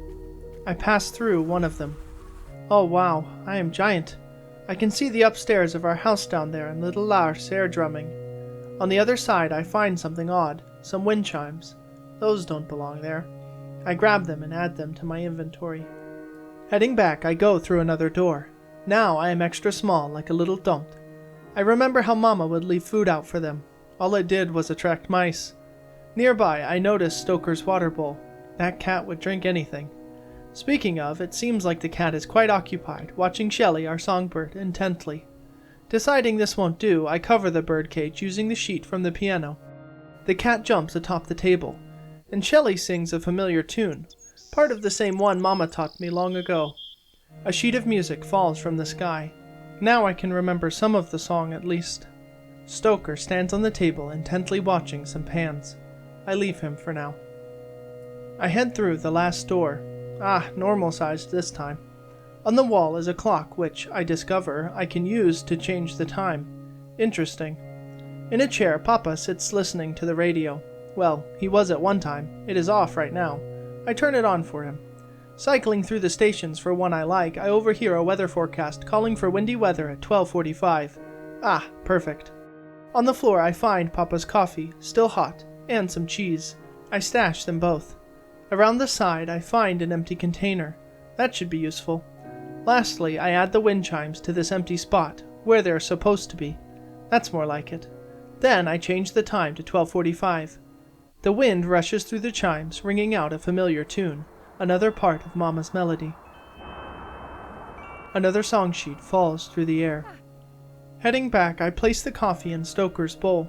Then I head back to Lars and give him both the empty container and the now empty coffee cup to bang on. Almost there. I head back to the cat where I find a tiny mouse hole. Here I place the cheese. The mouse quietly peeks out of its hole. Stoker pounces, knocking loose a metal pot. Perfect. Now, heading back to Lars, I complete his drum set, adding the stainless steel cooking pot. The melody he is banging sounds pretty bad, but it does sound familiar. Right, it is another bit of Mama's melody. The final song sheet falls from the sky. Heading back to the piano, I set each piece of the melody on it, one by one. With all three in place, the melody begins to play. I grow sad. I haven't played this since... well, not for a long time. It reminds me of her. Suddenly, the piano disappears and reappears, rising up. I see my younger self, learning. I see Mama, teaching.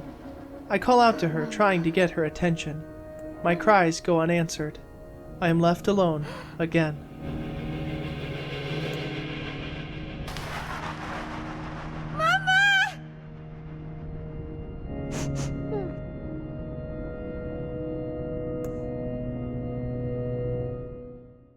Groggily, I wake up in front of Utenbjörn. The disease which plagued him, it appears, has cleared up. He is impressed with me. The Natamare parasite is a creature of chaos. I must have somehow found some harmony, loosening its power, allowing me to break free. The bear states he might have never broken free without my help, Tuve the Mighty. I ask about his nightmares. The same, he tells me, family troubles. A bad decision, perhaps one made in haste. I am warned from prying farther. I ask the bear if he will open the portal for me now, but he tells me no. What? I cry out, incensed. The one who lives beyond it is too dangerous, he states. It must stay sealed. It isn't, I argue. I saw it open. The bear says this changes nothing. He could not help me if he wanted. At least not alone. Utenbjörn makes me a deal. Find his siblings, the wolf and the stag. If they will help, he will help also. He gives his word. Fair enough. I go to leave somewhat moodily. The Natamare parasite is in my backpack. I walk back down the long stone corridor, take the elevator up, and exit the church. That sure was something. Oh no. It looks like the infection is still spreading. It's even infected the mother tree. I'll need to work faster than ever. I do the only thing I can think to do. I need to get that wolf staff. I head back to where I freed the Nokken, into the small cave, and I use my magic flute on the water here.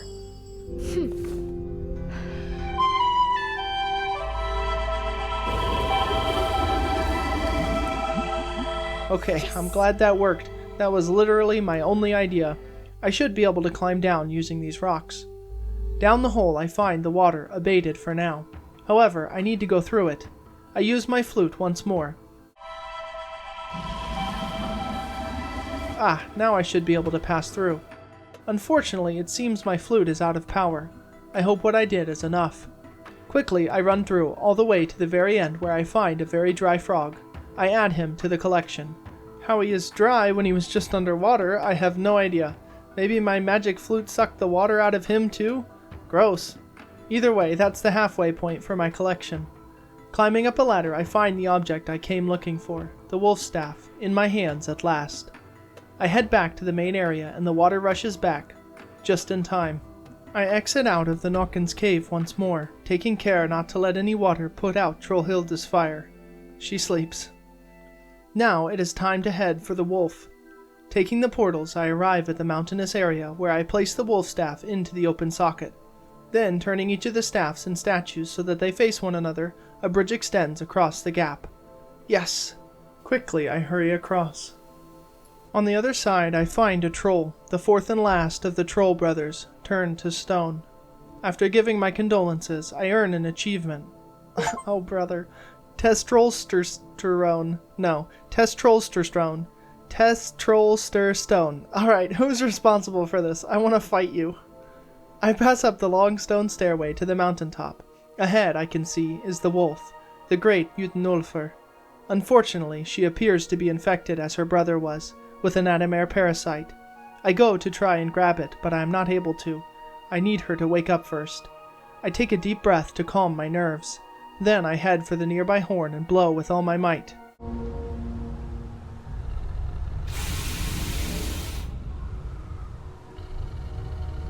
It didn't work. It has to work. I have to get Lars back. It has to work. Once again, I take a deep breath and blow as hard as I can.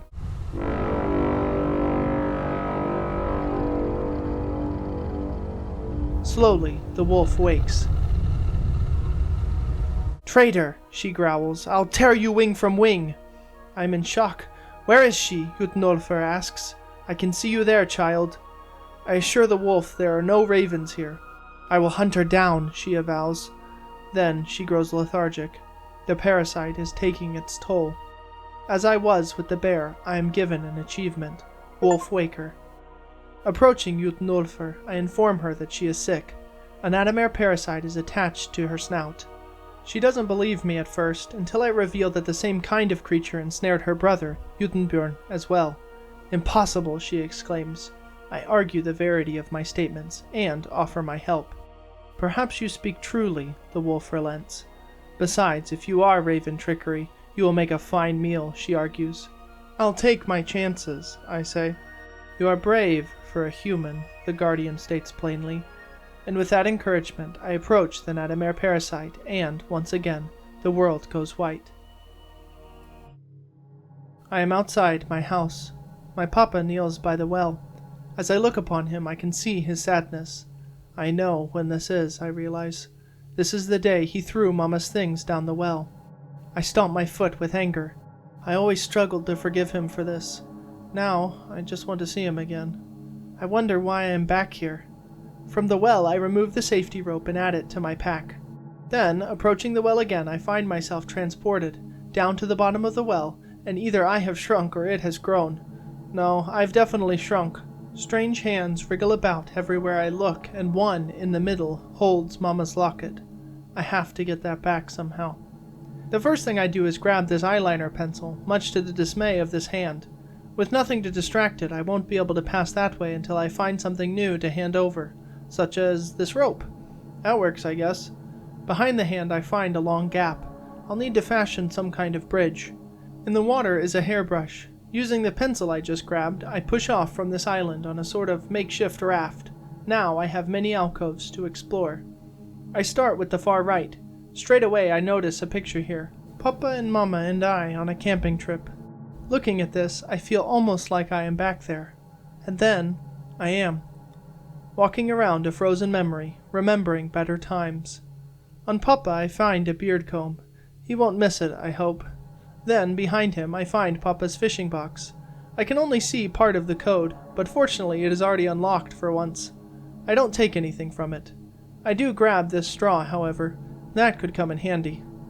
I take a moment to take in the moment before I leave. I have to succeed. We need to make new memories like this for Lars. He never got to enjoy them. Touching the camera, I find myself back in the well. The hand here startles me. He is tapping the ground rhythmically. I'm not sure what he is trying to do, but I'll figure it out. I have to. On the next island over, I find a string of pearls. I add it to my backpack despite its large size. Things are weird here, that's all I can say.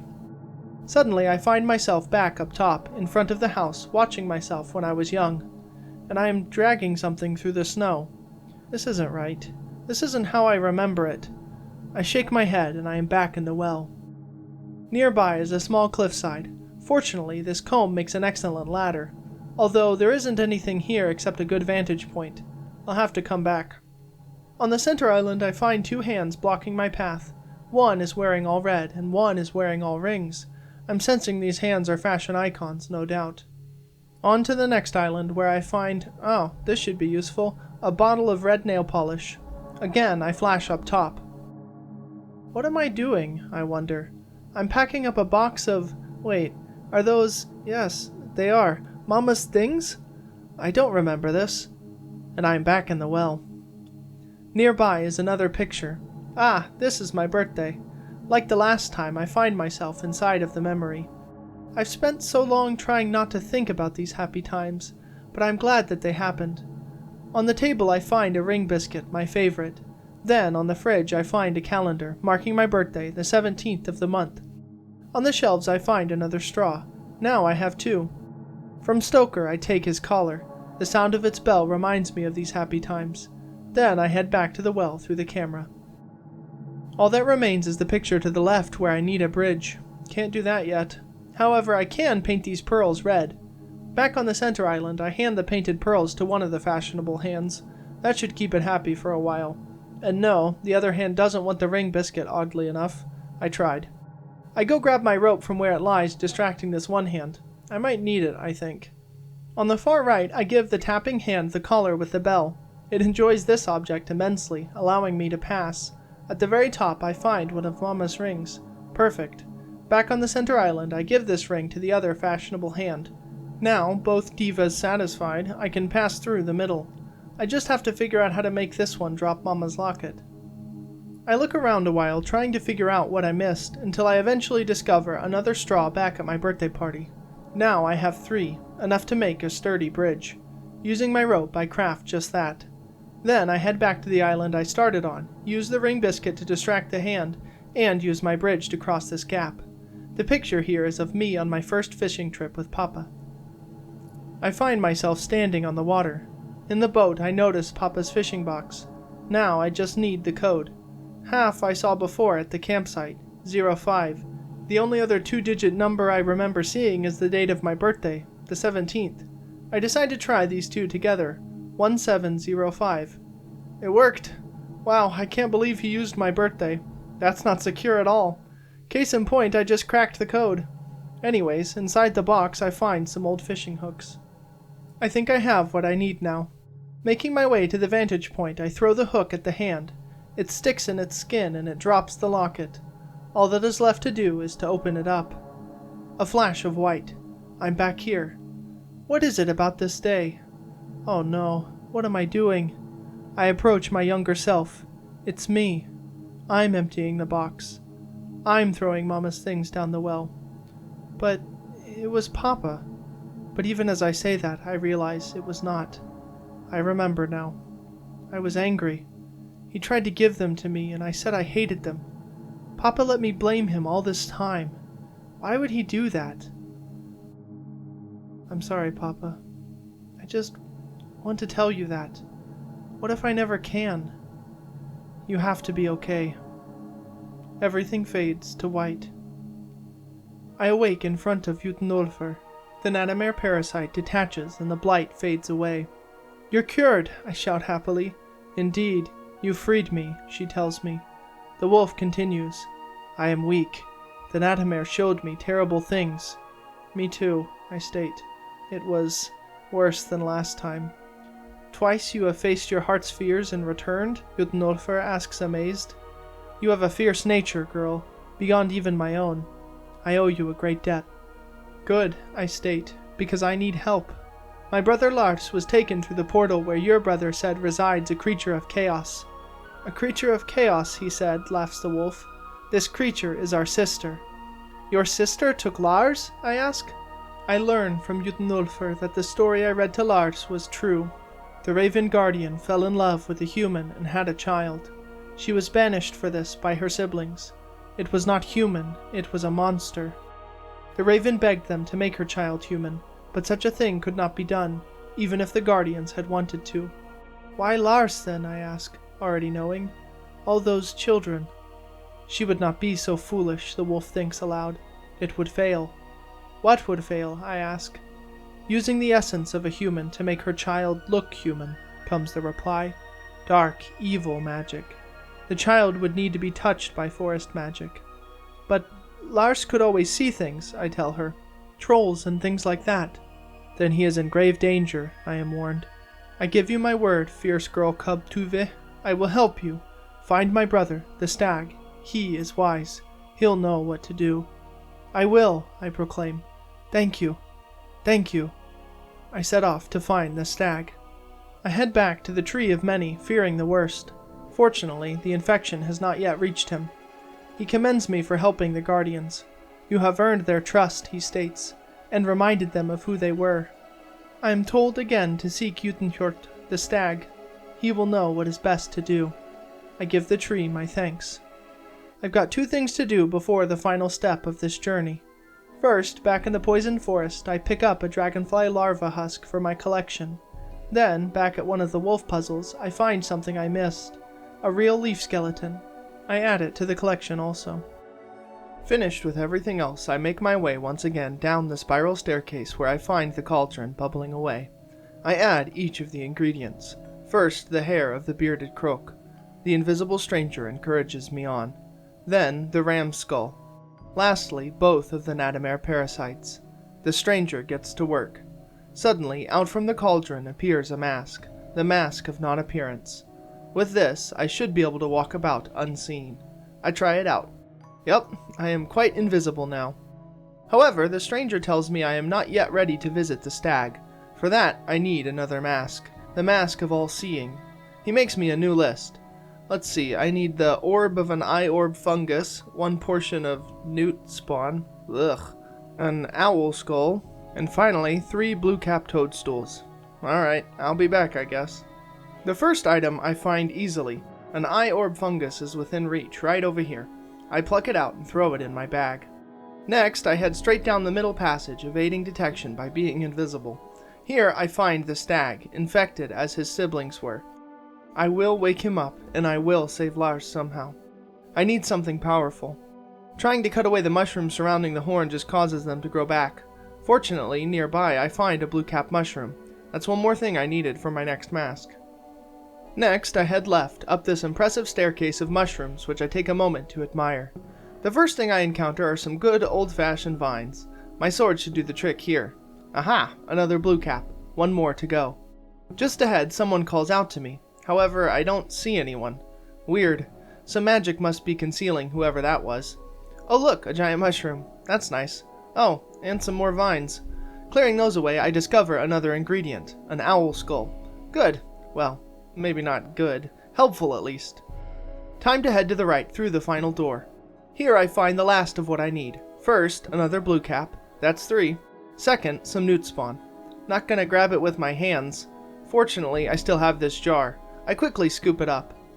By my reckoning, that's everything already. Time to head back to the cauldron. Once again, I toss in the ingredients one by one, and once again, the stranger gets to work. A new mask emerges from the mix, the false face of reappearing. I like it. I grab it to try it on. Now I can switch between my masks as I like. Oh, hello. Nice to finally meet you. Shroomy, is it? Shroomy tells me that the blight fungus is rapidly spreading. The stag holds the source of this spread. The fungus's power must be turned on itself. In order to accomplish this, Shroomy requests 3 Nada Bloom samples from me. Perfect. What are they?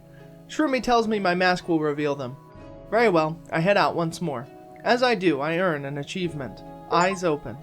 This time, upon returning to the leftmost area, I pull on my new mask. Oh, creepy. Statues of my family. That's just great. Fortunately, I can see the one who was calling out to me earlier, a trapped Alva. He asks for help escaping this cage-like toadstool. If I find his house, I should be able to use his magic staff to free him. He hands me his house keys. That is one trusting fairy. He tells me he lives by a tree. That does not narrow it down at all. Oh, maybe this one? Nope, not this one. Needless to say, I try out the key on all of the tiny houses I see from now on. Next, I head to the right, but not before I notice a new mushroom bridge which appears while wearing my new mask. It looks like there is a new area to explore. Heading inside, I find 3 piles of dirt with something big, greenish, and ugly far above it. That must be what I'm after, a Nada Bloom. I cross this small pool of water and find a mushroom. Unfortunately, it is stuck where it is right now. Nothing my trowel can't fix. I add it to my backpack. Then, trying to open this house, my key works. I find the Alva's staff inside. Well, more like a wand, really. I plant the mushroom I picked up in the dirt and use the wand on it to see what will happen. Surprisingly, the mushroom grows many times its original size. Ah, I see. I'll need to create a sort of bridge using mushrooms. I set out to find the missing 2. Before I give it back, however, I decide to try and use my magic wand on Shroomy. Maybe he'll grow like the other mushrooms. However, all I get is a stern scolding, plus an achievement, growing pains. That works, I guess. Heading back to the trapped Alva, I try and hand him the staff. Instead of taking it, he just asked me to use it on the mushroom imprisoning him. Very well then. I zap the mushroom and make it bigger. Now the holes are big enough for him to escape through. In exchange for my help, the Alva says I can keep the wand. Now, using the mushroom as a bridge, I can reach the upper level of this place. Oh look, another nanobloom. First, I find some owl poop. Throw it in the journal, I guess. Then, using my mask of non-appearance, I sneak past some vines. Switching to my false face of reappearing, I discover a secret hole in the ground. I climb down. Here I find a giant mushroom which I shrink down and dig up. I've got the perfect spot for you. On the right side of this area, I find a secret mushroom bridge. Climbing over this, I use my wand to grow a couple more sets of mushrooms. Now, finally able to reach the nanobloom, I give it a swipe with my sword, cutting off a chunk. Just need 2 more of those. Next, I head to the area on the far right, which I haven't been to since I got my seeing mask. Like the other places, I find a hidden bridge of mushrooms here, and, on the other side, a third mushroom which I dig up and add to my backpack. Using my wand, I am able to grow some more mushrooms, letting me cross over this gap. On the other side, I spot the final nanobloom high up in a tree. However, I have no idea how I'm supposed to reach it. Before me sits another pile of dirt and mulch, yet the mushrooms I have don't seem suitable. Oh well, I'll come back for the bloom in a moment. Heading back to where I found the wand, I use the 2 mushrooms I've scavenged to complete my bridge. Now all that is left is to head around, grow a few more mushrooms, and chop at the nanobloom. Perfect, 2 down, 1 to go. Ah yes, the last one. It takes me a second to figure out what to do, and then it hits me. I return to that staircase-like mushroom I've walked on many times already and shrink it down. Then I dig it up and add it to my backpack. Planting it in the dirt, I use my wand on it, creating a perfect little path all the way to the last bloom. Striking it with my sword, I have all 3 nanobloom samples for Shroomy. On my way back, I discover a newt's tail for my collection. Then, exploring around the center section for anything I might have missed, I discover a tiny alva shoe. I add it to the collection as well. Finally, I head back to Shroomy and add the nanobloom samples to the cauldron one by one, for one last special concoction. Shroomy hands me the completed poison and tells me I must deliver it deep for it to be effective. I thank the mushroom for his help, give him back the things I took from him so long ago, and set off with just my sword, masks, and poison in my bag. I pass through the center archway one final time. I walk slowly towards the stag, Judenhort, where he lies sleeping fitfully. I combine the poison with my sword, coating the blade. Then, standing before a particularly large mushroom protecting the horn, I stab my blade deep within its flesh.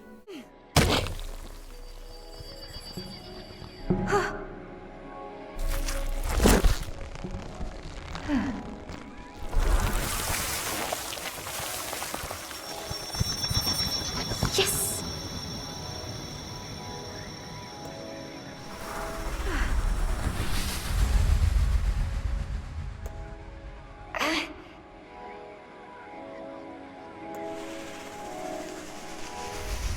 I awake once again in a strange place. This is home, but it's not quite right. The foul mushrooms coat every surface. I decide to take a look around. In the fridge, I find a bag of fertilizer. Very interesting. Then, moving an out-of-place doormat, a sapling springs up from the ground. Very well. I pour the fertilizer on top of it. It grows a bit, but it needs some water to truly spring to life. For that, I have to head outside. To the far left, I find something I can use, a watering can. That should be perfect. Next, I fill the watering can up at the well. Then I head inside and water the small sapling.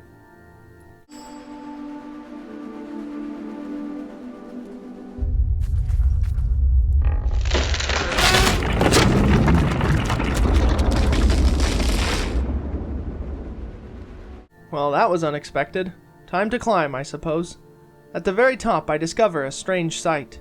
I figure this is another of my memories, in a way at least. First, I find a place for the doormat with a marking of a key underneath.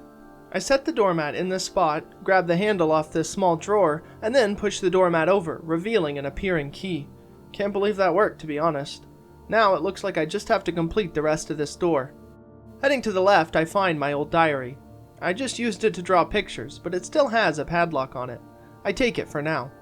Then, heading back to the door, I add the tiny handle and the padlock to the invisible frame. Suddenly, with all the other pieces in place, a wooden door appears, and I have something I can use to open it too. I'm fortunate this key fits that lock. Inside, I find my young self playing with the toy. I look sad. Oh, I see why. The hoops for my toy are missing. I'll need to find them.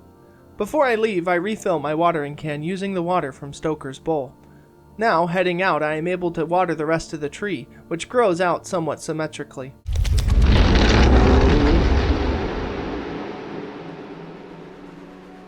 Time to explore the rest of its branches. First, to the right, I discover Papa working on a crib. Well, I think he's trying to at least.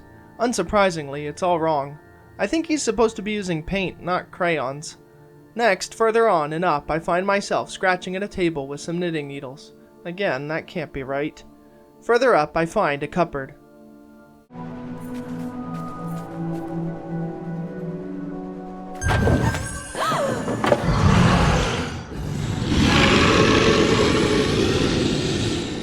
Oh, right, that's no fun. I grab the cupboard door and head out.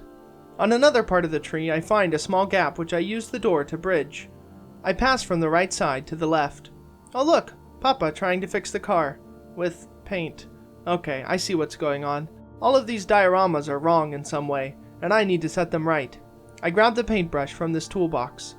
Lastly, making my way carefully downwards, I stumble upon Mama sitting in her rocking chair holding a wrench. Opposite her, I find a screwdriver holding up the scarf she is knitting, or should be knitting, I should say. Now I have a new way down. I should have most everything I need now. First, I give Papa the paintbrush so he'll drop the crayons. Then I take the crayons to young me and fix the scene. In exchange, I earn one of the rings from my toy, and the knitting needles. Then I head back to Mama and give her the needles, fixing her scene. Another hoop added to my inventory, and another tool, a spanner. Climbing up, I give both tools to Papa. As this memory is fixed, I begin to protest. I don't want to remember this day. I know what happens next. I grab the paint bucket from the floor and the third hoop from Papa. Lastly, I head back down to the other Papa and give him the paint bucket. Now things look as they should. From the mobile, I grab the last of the rings I need. Heading back to the door I created, I find my younger self still sadly looking at her empty toy. One by one, I add the rings to it, in order, largest to smallest. With the last memory fixed, my vision flashes white. I remember this, when I promised to be a good sister to Lars. I promised to look after him just like the drawing. And then, I don't want to relive this. The world goes white.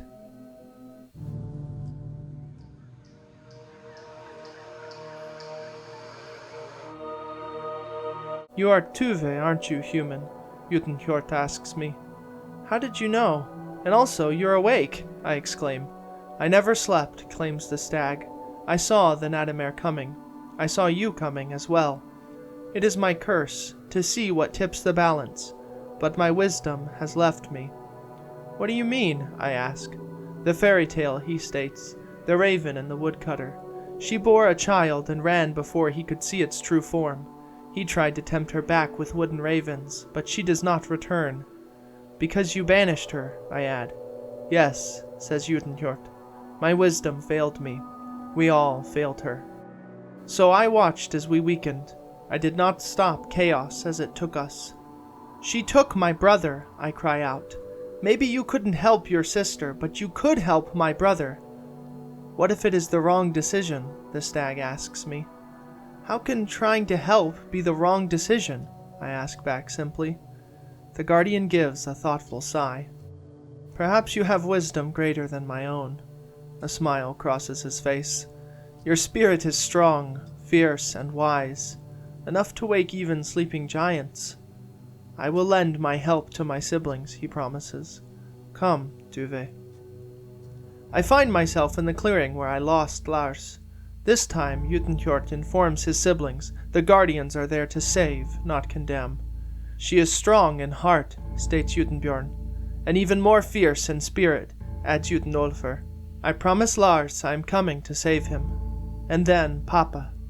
The three statues, Activate.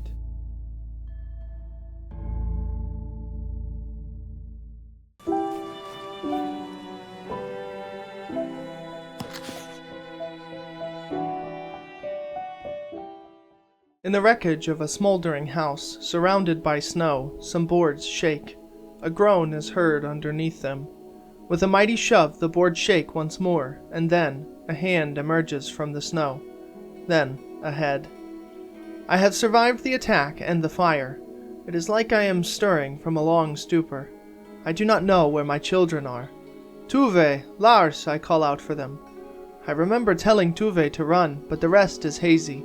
Then I notice the sled tracks. Clever. She probably took Lars to the village. Through the forest? I ask myself, alarmed. I run after my children. As Tuve, I stand before the statues. The guardians inform me that it is Röki's realm I enter. They cannot aid me there. They begin to open the portal. I am frightened. I thought I was ready. I ask the guardians what I should do. Be strong. Be brave, come the replies. As Henrik, I rush down the mountain where I find the sled broken to pieces. This place isn't taking them, I say. It's taken enough.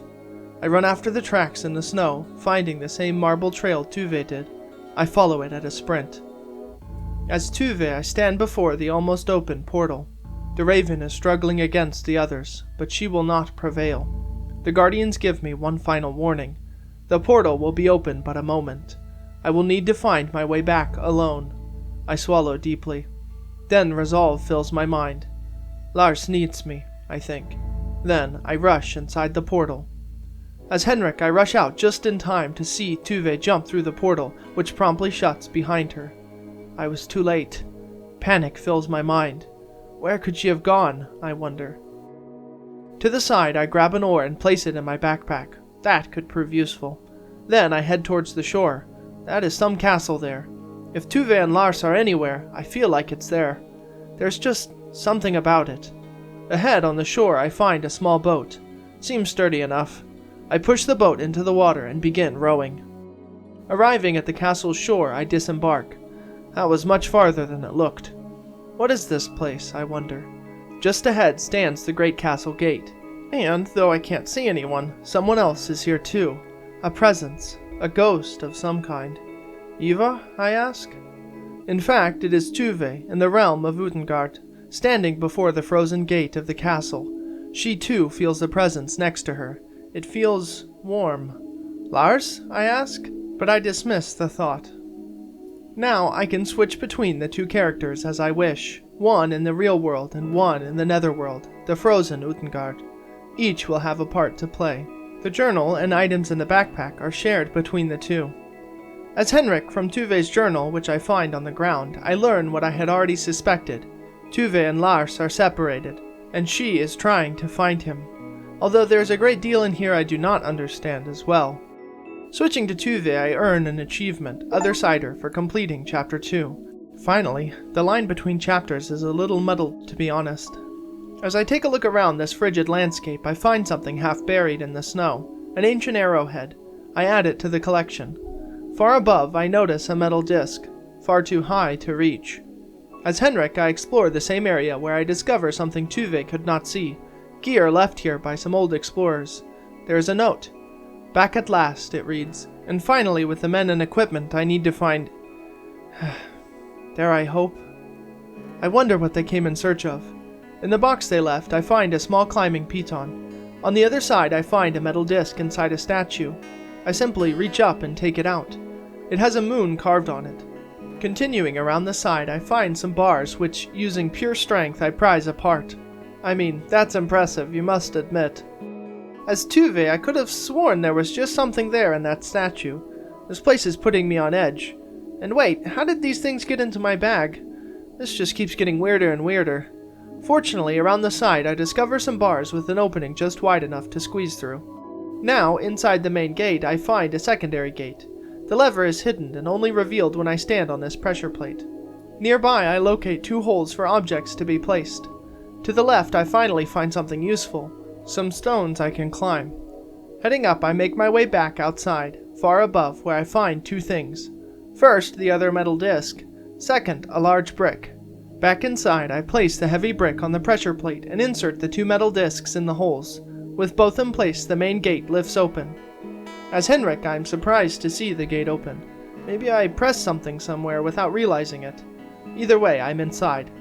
Ah, looks like a simple lever. Oh, it does not work. It doesn't take too long to figure out why. The counterweight on the right side is off. There are only 2 stones here where there should be 3. I grab this rock I find on the floor and place it atop the counterweight. It's definitely not safe, but it should work.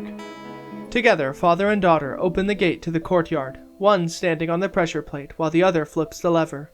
The gate lifts upwards. As Tuve, before I head inside, I note a faint smell of something familiar. Could that be pickled herring? Probably not.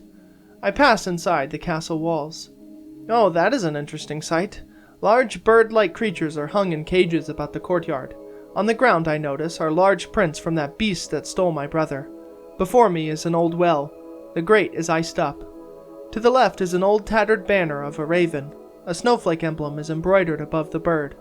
As I stumble too close to one of the caged creatures, it shrieks at me. "Not invited, she will be angry," it caws loudly. Further ahead, I find a place where the tiles have come away, revealing bare earth. Then I find a locked door and a locked gate. Through this gate must be where Lars is. I can feel it. Under one of the cages I also find some strange oily seeds. I take some time to speak with each of the raven creatures, but they say little more than random words of warning. On the right, like the left, is another locked door and a third locked gate. Looks like nothing just opens in this place. I've got 3 ways I can go. I try the first, a small room to the right. Here I find, what else, another locked door, this one also frozen, double closed. I spot a small crack in the wall beside it, frozen with ice. Above the crack are some protruding bricks. Also, there is a locked gate. Now for the second way. To the left I find another small room with large claw marks and a sealed up doorway. I never actually do anything with this, it is just sealed. This time the gate is open, but the bridge is broken. I can see lots to do, but I can't get over there yet. I head back to the courtyard. Now for the third and final way. Up near the front I notice some brickwork I should be able to climb. Sure enough, I am able to manage it. Now I am up on the rampart. I head inside the tower nearby. Within I find a dead bird. Sad.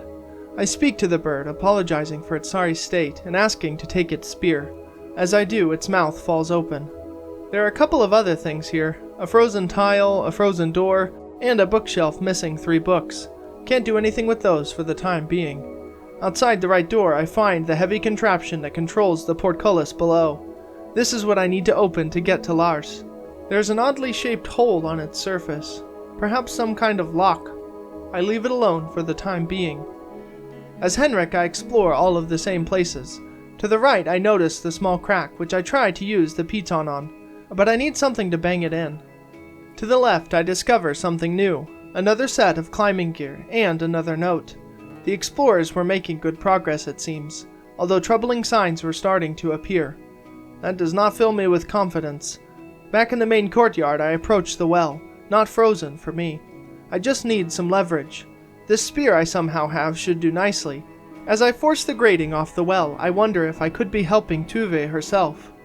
Probably not. I dismiss the thought. As Tuve, I return to the frozen well.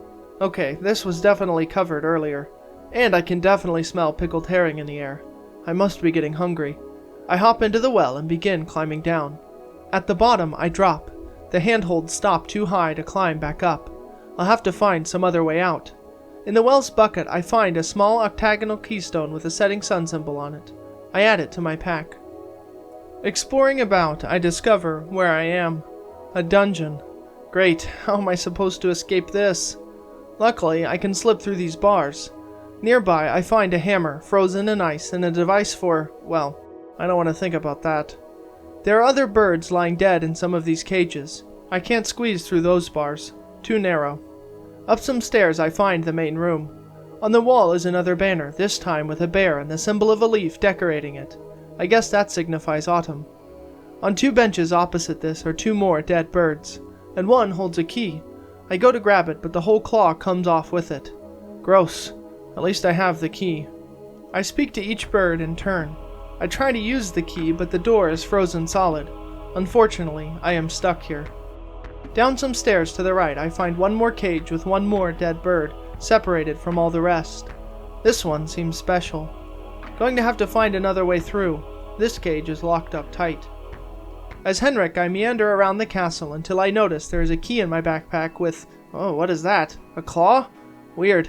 I try the key on the door here, and, to my surprise, it works. I open the passageway leading to the dungeon. I head down inside. While here, I do a couple of things. First, to the right, I find a lonely cage and, on a bench, a small fancy medallion. I add it to the collection. Second, I head through the dungeon, prying open the bent bars of the cages just a bit farther. Lastly, I grab a hammer I find here just sitting on the wall. That should be good for now. As Tuve, I squeeze through the bars of one of the cages. I speak to the bird, wondering what happened to it. Then I grab a pestle and mortar nearby. In the other cage, I speak to the bird and find a frozen rat's tail. Well, Lars will like it at least. Into the collection it goes. Then, to my surprise, I discover the door to the dungeon is open. Whatever is helping me, I am thankful for it. Together, Tuve and Henrik exit the dungeon.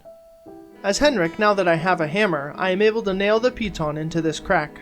Unfortunately, my climbing days are long behind me. Tuve, however, makes quick work of the climb. At the top is a lever. I give it a pull. The gate opens. Climbing down, I head through it.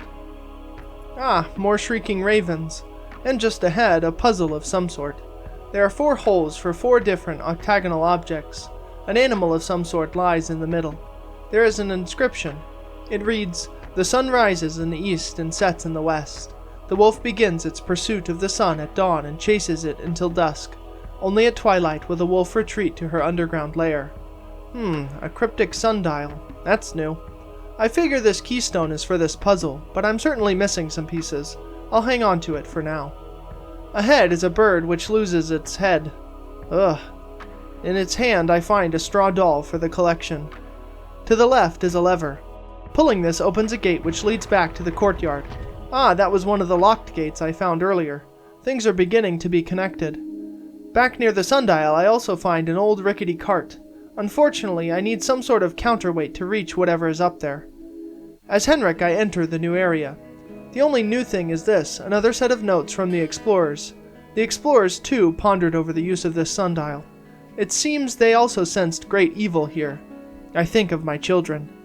Using my spear, I prise open the lids of these crates. Inside one, I find an old dusty book. I add it to my inventory. Then, for no particular reason, I stand on this end of this cart. As Tuve, I can now reach this thing, a strange tile with a picture of a snowflake. I remember seeing one like it somewhere else, though I can't remember where. Finished here, I head to the right, up some stairs to a new area. Here I find another frozen crack in the wall, and a strange fruit growing high above. I need some more climbing gear. Further on, I find another of the ravens. This time, it is not dead, and, more worryingly, it is not caged. I can't risk getting close to it. An empty cage hangs from an old tree. As Henrik, I first try and grab the old piton out of the wall, but no, that would be too easy. However, reviewing my collected items, I do discover that I can crush these oily seeds into an oily pulp using the mortar and pestle. So, I've got that going for me at least. Instead, I head up the stairs where I find another box of expedition gear, my 4th so far. The note is a simple catalog of supplies, but then I notice something scribbled in the margin. The men seem not to suspect my true motivation for bringing them here, it reads ominously. From the box I grab another octagonal keystone, this one decorated with 3 stars. Up some stairs I notice another climbing piton stuck in the roots of a tree. Now I just need to smack it into place. Then, for no particular reason, I open this cage. As Tuve, I climb up and grab the fruit. Then I head over to the cage, which I notice is now open, and place the fruit inside. Please work.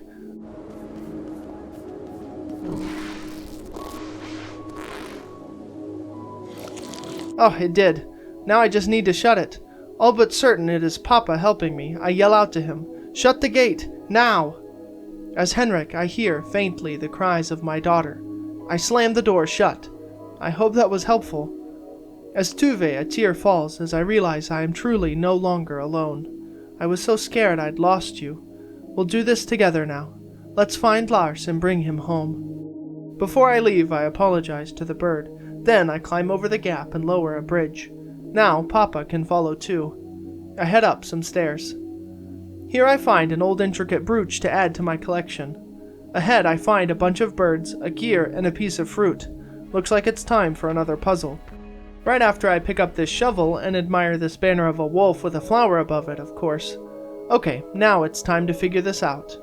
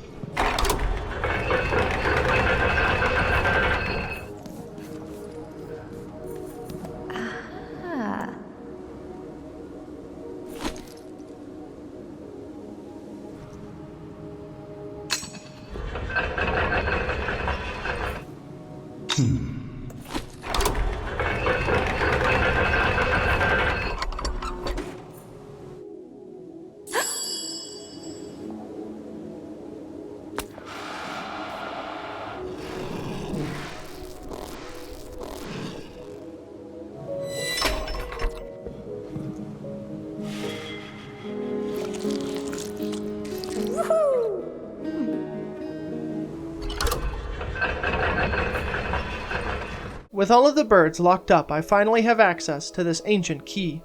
As Henrik, I use the key on the door to the tower, a perfect fit. Time to see what's inside.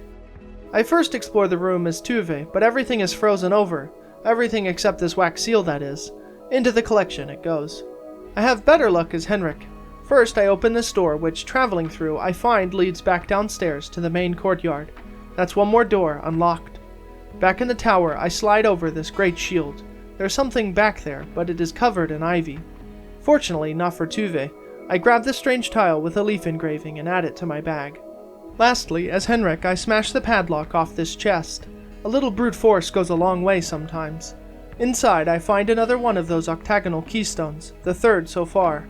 This one has a decoration showing what seems to be the sun at its apex. Outside the door to my left, I find myself on the other side of the contraption which controls the main gate. This side, like the other side, has a small indentation, and with that, the right side of the castle is explored.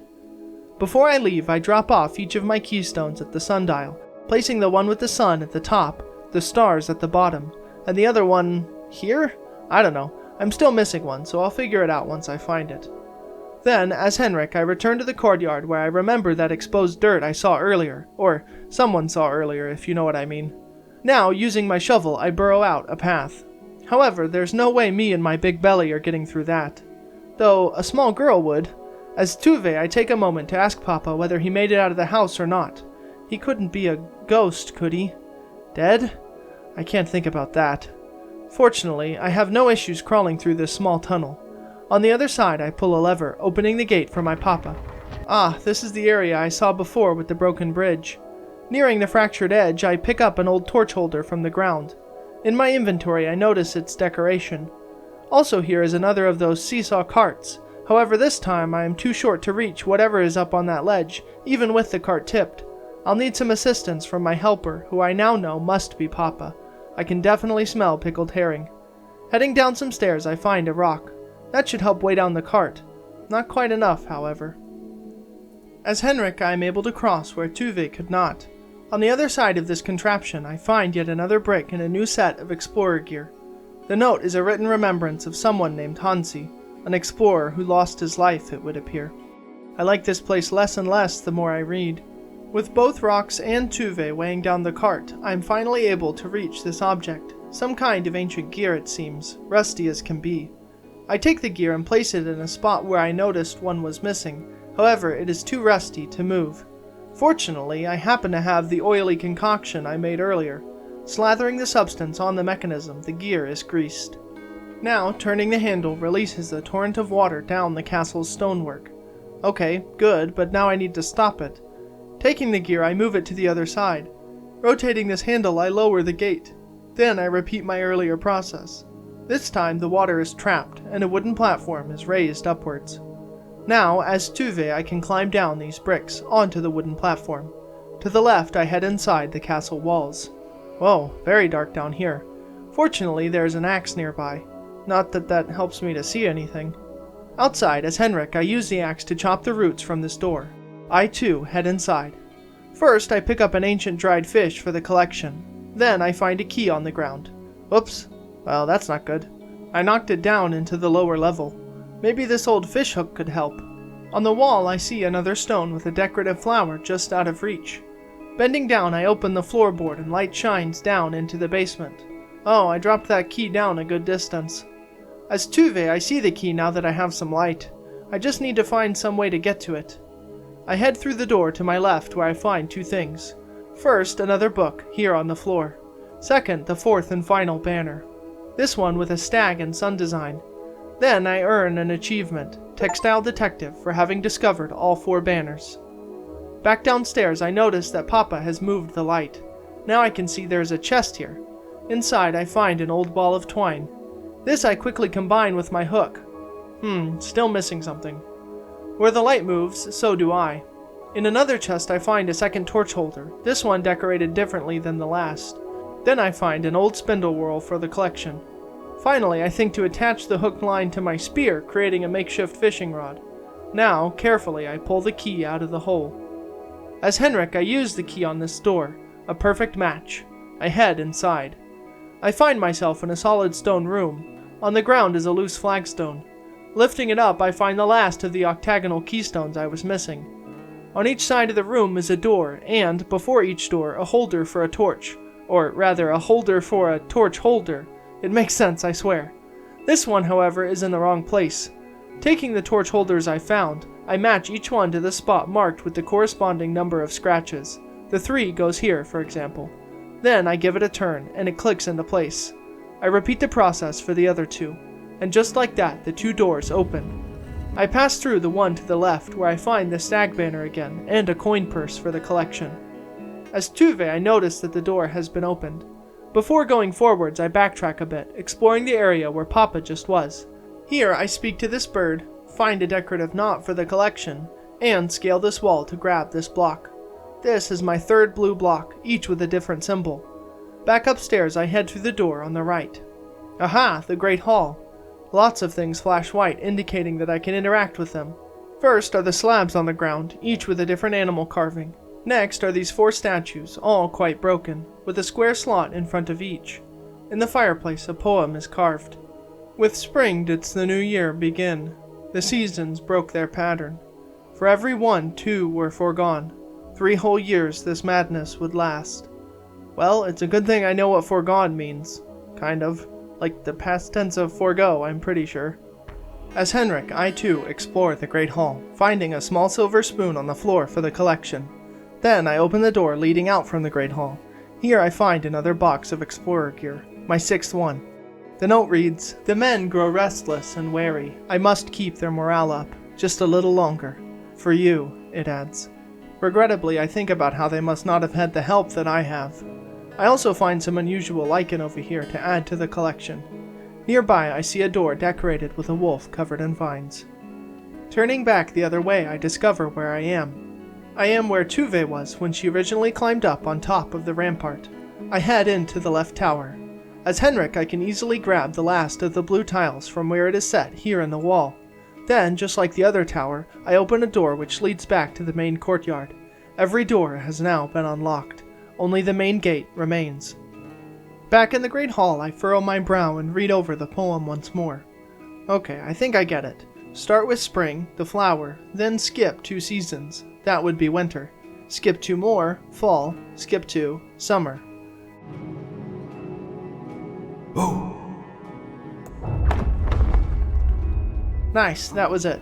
And now there is a new poem. The 4 guardian creatures appeared, each paired in battle with a wayward season. At last, order was restored. A path to the future opened anew. I see. Restore order to the seasons and guardians. That shouldn't be too hard. Father and daughter work together on the puzzle. One to stand on the floor tiles, and one to press the buttons. Each guardian, as I saw from the banners, has a corresponding season. It is just as the story I read so long ago said. Once upon a time there were 4 giant guardians. Playful Utenulfur, the wolf, who roamed wide over spring's new growth. Proud Utenhjort, the stag, antlers held high in the summer breeze. Patient Utenbjorn, the bear, coat brown as the dying leaves. And cunning Utenraven, the raven, guardian of winter and knowledge both. With all 4 statues activated, a secret opening is revealed, earning me a new achievement, fine dining. As Tuve, I head inside. At the very end of this long hall, I find another dead bird guarding a book. I offer him my condolences and add the book to my backpack. Then I head up the ladder and out through the wolf door, now open to me. Back in the tower, I have what I need for this bookshelf at last. 3 books collected one by one. All I have to do is find the correct place for each one. The bird book in the things that fly section, the great tree book in the magical forest creatures section, and lastly, the fish book in the watery things section.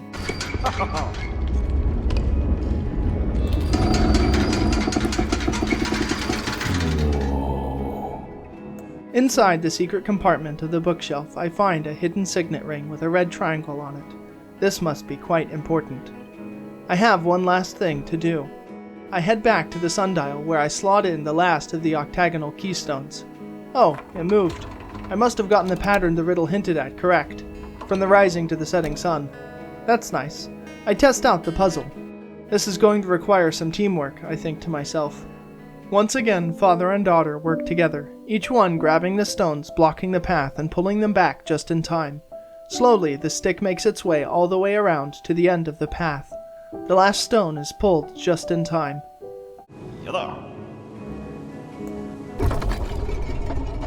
Aha! A secret staircase. Once more, I earn an achievement. Secret sundial. As Tuve, I head down, and down, and down. On the path, I snag a small glowing gem from a statue. That will make a nice addition to the collection. Further on, I emerge, where else but the isolated prison cell I saw so long ago. Speaking to the dead bird, I wonder who they once were. I tell them, I hope you don't mind, but I need your ring. I'll take the best care of it. And then, from the raven's finger, I take the second signet ring. Finally, I ascend each tower to use the 2 rings. First, as Henrik, I place my fist against the right side of the large contraption, pressing the ring into the hole. I hear something click inside. Then, as Tuve, I do the same with the left side, pressing the ring in its place. Another click, and then it opens.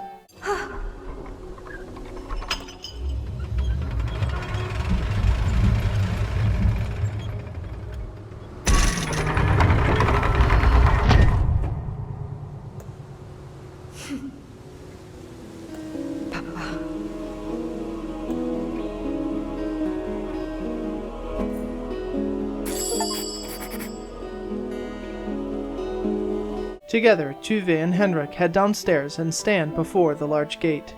I'll get you where you need to go, Henrik promises. You can count on me, Tuve. And then I earn another achievement, building bridges, for saying everything that needed to be said. Tuve responds, Papa, I can do this with you here. Thanks for coming for me. I knew the smell of pickled herring was real, she adds with a little grin. Then, as Tuve, I head through the gate, up the long stairway. Many caged birds line the path. Each one shrieks at me as I pass by. I take a moment to speak to each. Doom, death, destruction, one shouts. Nothing can help you up there, yells another. Then, finally, after talking to the final raven, I earn an achievement. Good listener, for getting to know the castle's inhabitants. All have been spoken to. At the very top of the stairs I find a large, broken, frozen gate. On the ground I find a huge toenail clipping. Even now I can't help but think of collecting things for Lars. He has to be okay. To the right I discover a small cage, perfectly sized for me. The handle, unfortunately, is iced up. This seems to be the only way to the top of the tower. I step inside to wait. As Henrik, I also pass through the gate. Halfway up the stairs I come upon another box of supplies. I root through them for the note. We've come so far, but I make the final ascent alone, it reads. All the men have perished or fled, their nerves in tatters. There is no choice. I must go on. I must find you, my son. I was afraid of this. The explorer I have been reading about had his son taken from him, just as I have. I take a deep breath to calm my nerves.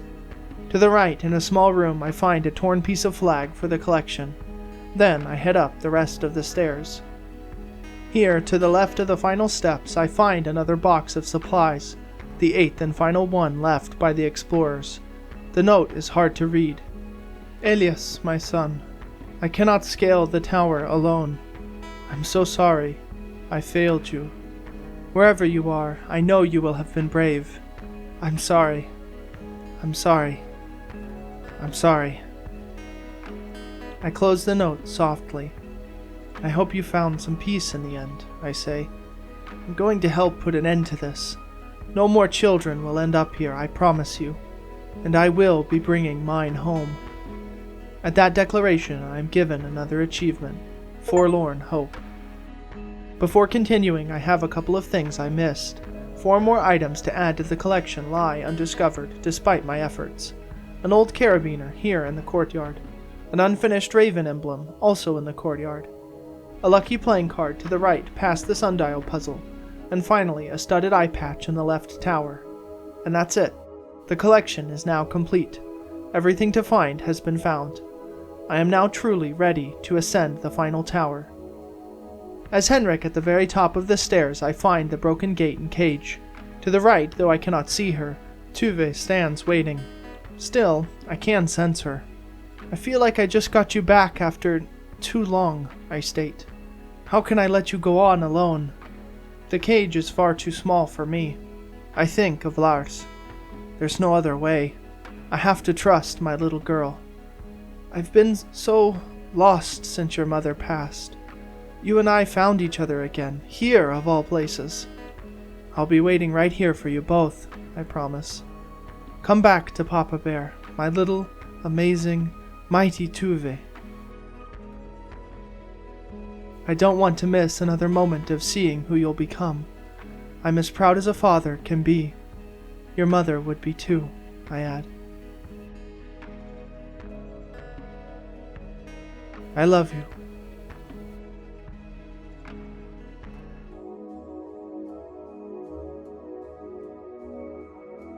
I love you too, Papa.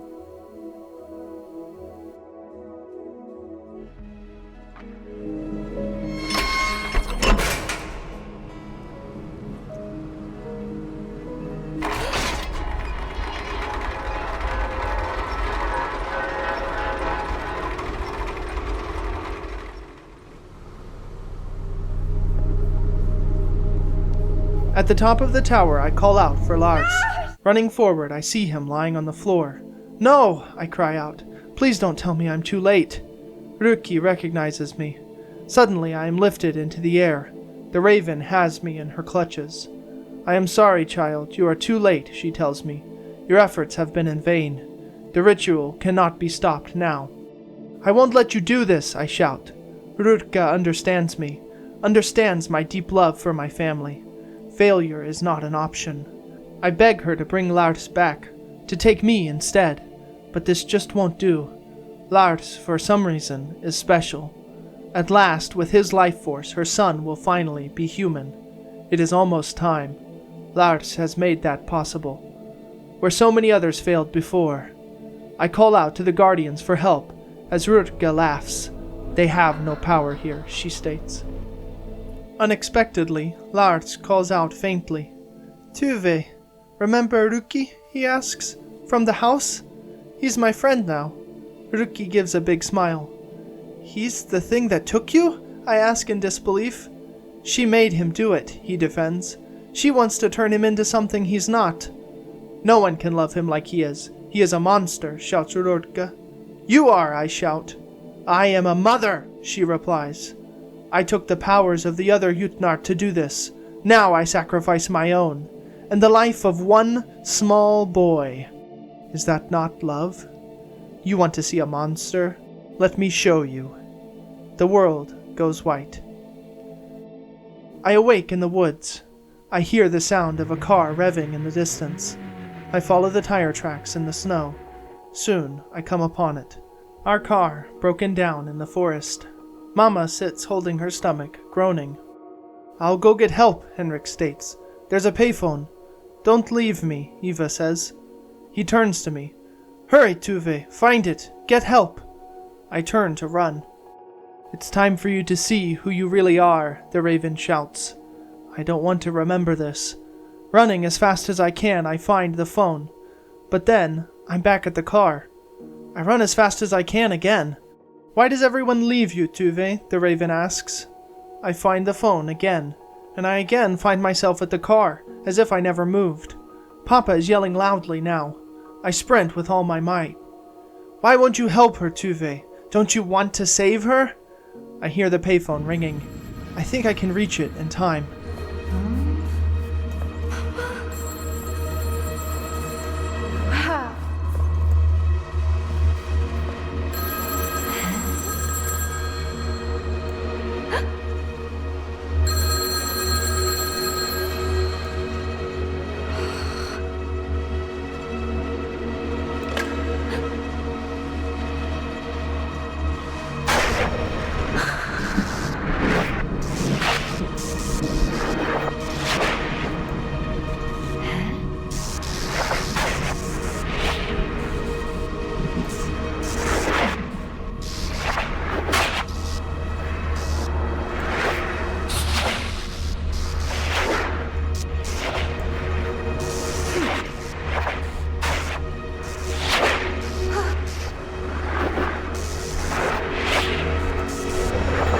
I hear a baby crying.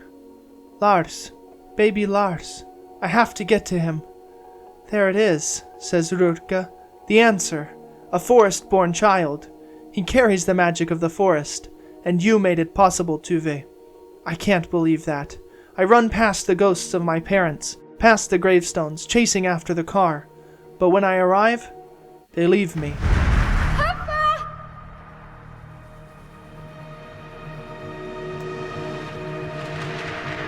You understand now? Calls the raven. It is not my child who is a monster. It is you.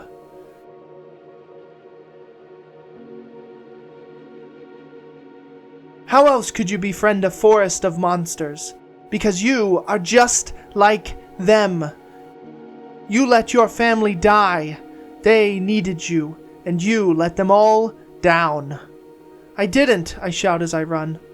Now you see how you failed them, how you have always failed them, and you thought you could save your brother. You're wrong, I yell. When I woke the Guardians, I saw my memories, my true memories. I've been wrong all this time. My eyes are open now. You can't trick me. It didn't happen this way. I never found the phone, but it wouldn't have helped, even if I had.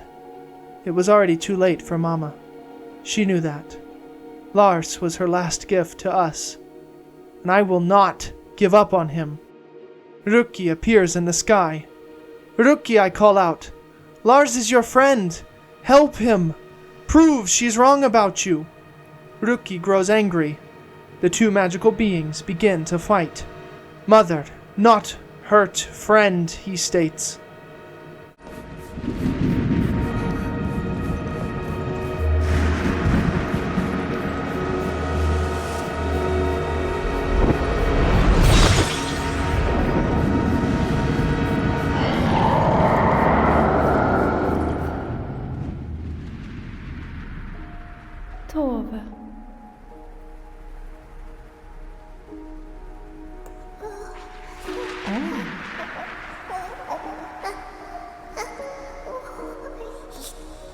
La. Lars. Mamma. Tove.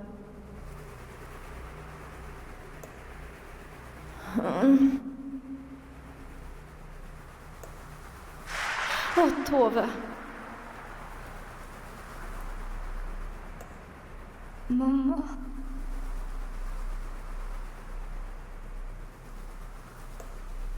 Tove.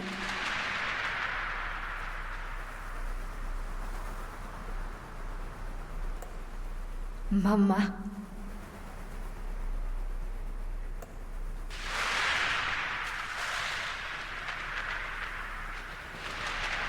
I come to, back on top of the tower.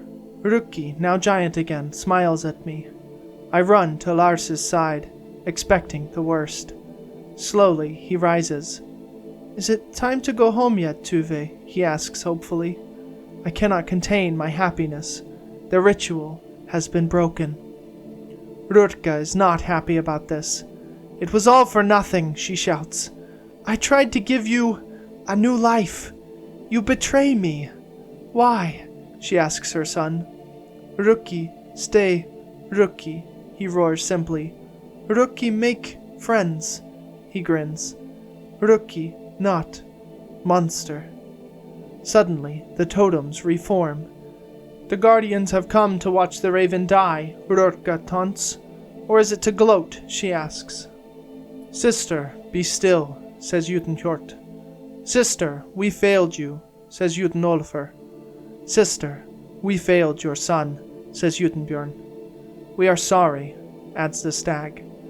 "You claim regret while I lie dying," replies Röki. "You haven't changed," she coughs. "You help no one." Someone helped us. Someone showed us strength again. Someone showed us bravery again. Someone showed us change is not to be feared. Sister, come with us. It is time for us to go on to the next realm. All of us. Together? Asks the raven, taken aback. The forest can only be saved by the absence of the Jutnar. Set him free, sister. Röki, she calls out. This is what you want, Röki? She asks hesitantly. He roars his approval. Mother. Yes, he says. Röki gives a long sigh and a loud cough. So be it, she says. Perhaps I was wrong. I hope you find the life you deserve. That is all I wanted. It is for the best. I am sorry for all the pain I have caused you, sweet child. She pauses, then adds, Goodbye, my son. Jotunraven, guardian of winter and knowledge both, joins her siblings. Then the statues crumble. Farewell, mighty Tuve. Thank you for showing us the way. And then they are gone. One final time the portal opens. Together, the three of us rush through.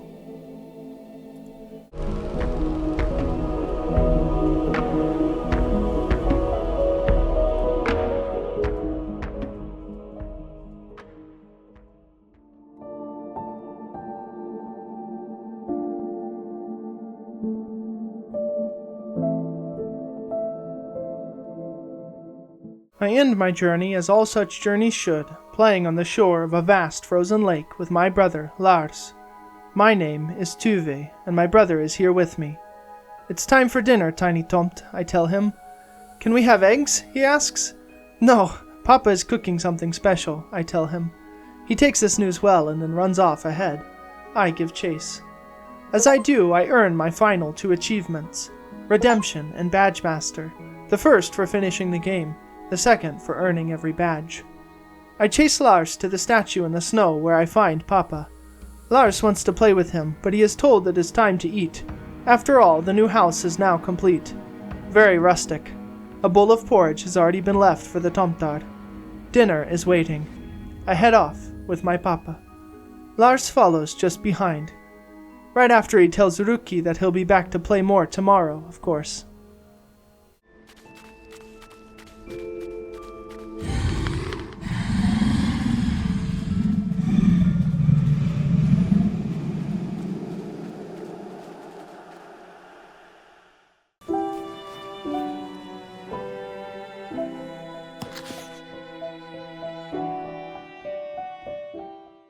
And now, my fellow Tamtar, our journey has finally come to an end.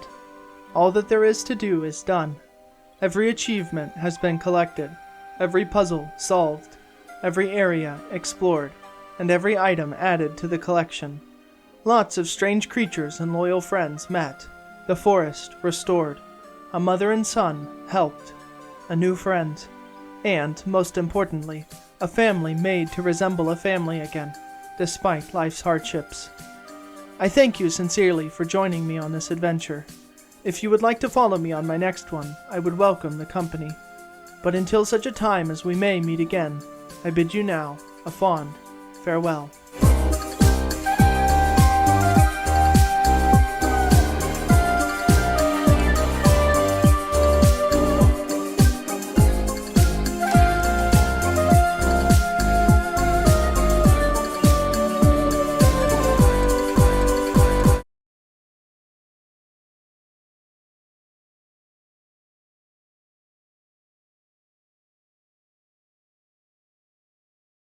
Pebbles. Never even. Oh, Even though yeah. I do not approve of throwing rocks at birds, let it show on the record. I'm actually kind of feeling sorry for the raven. They're just doing their job. Giant frog. Oh no. I swear it's a giant frog. Oh my gosh! Are you kidding me? Again? Every game! I don't understand! I told you. I knew it. They are not good! They are not cute! People like them. Oh no. Every game! I'm cursed!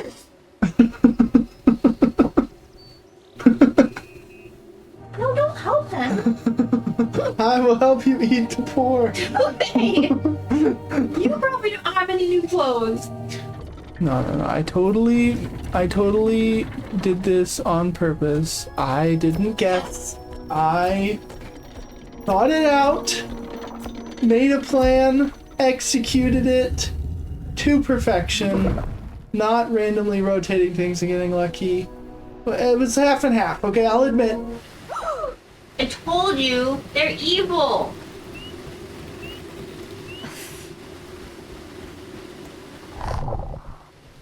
See, they'll be fine.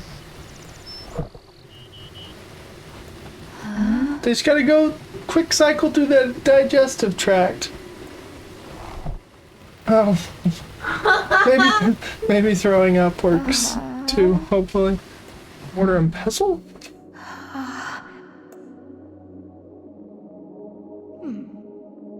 No, pestle and mortar, sorry.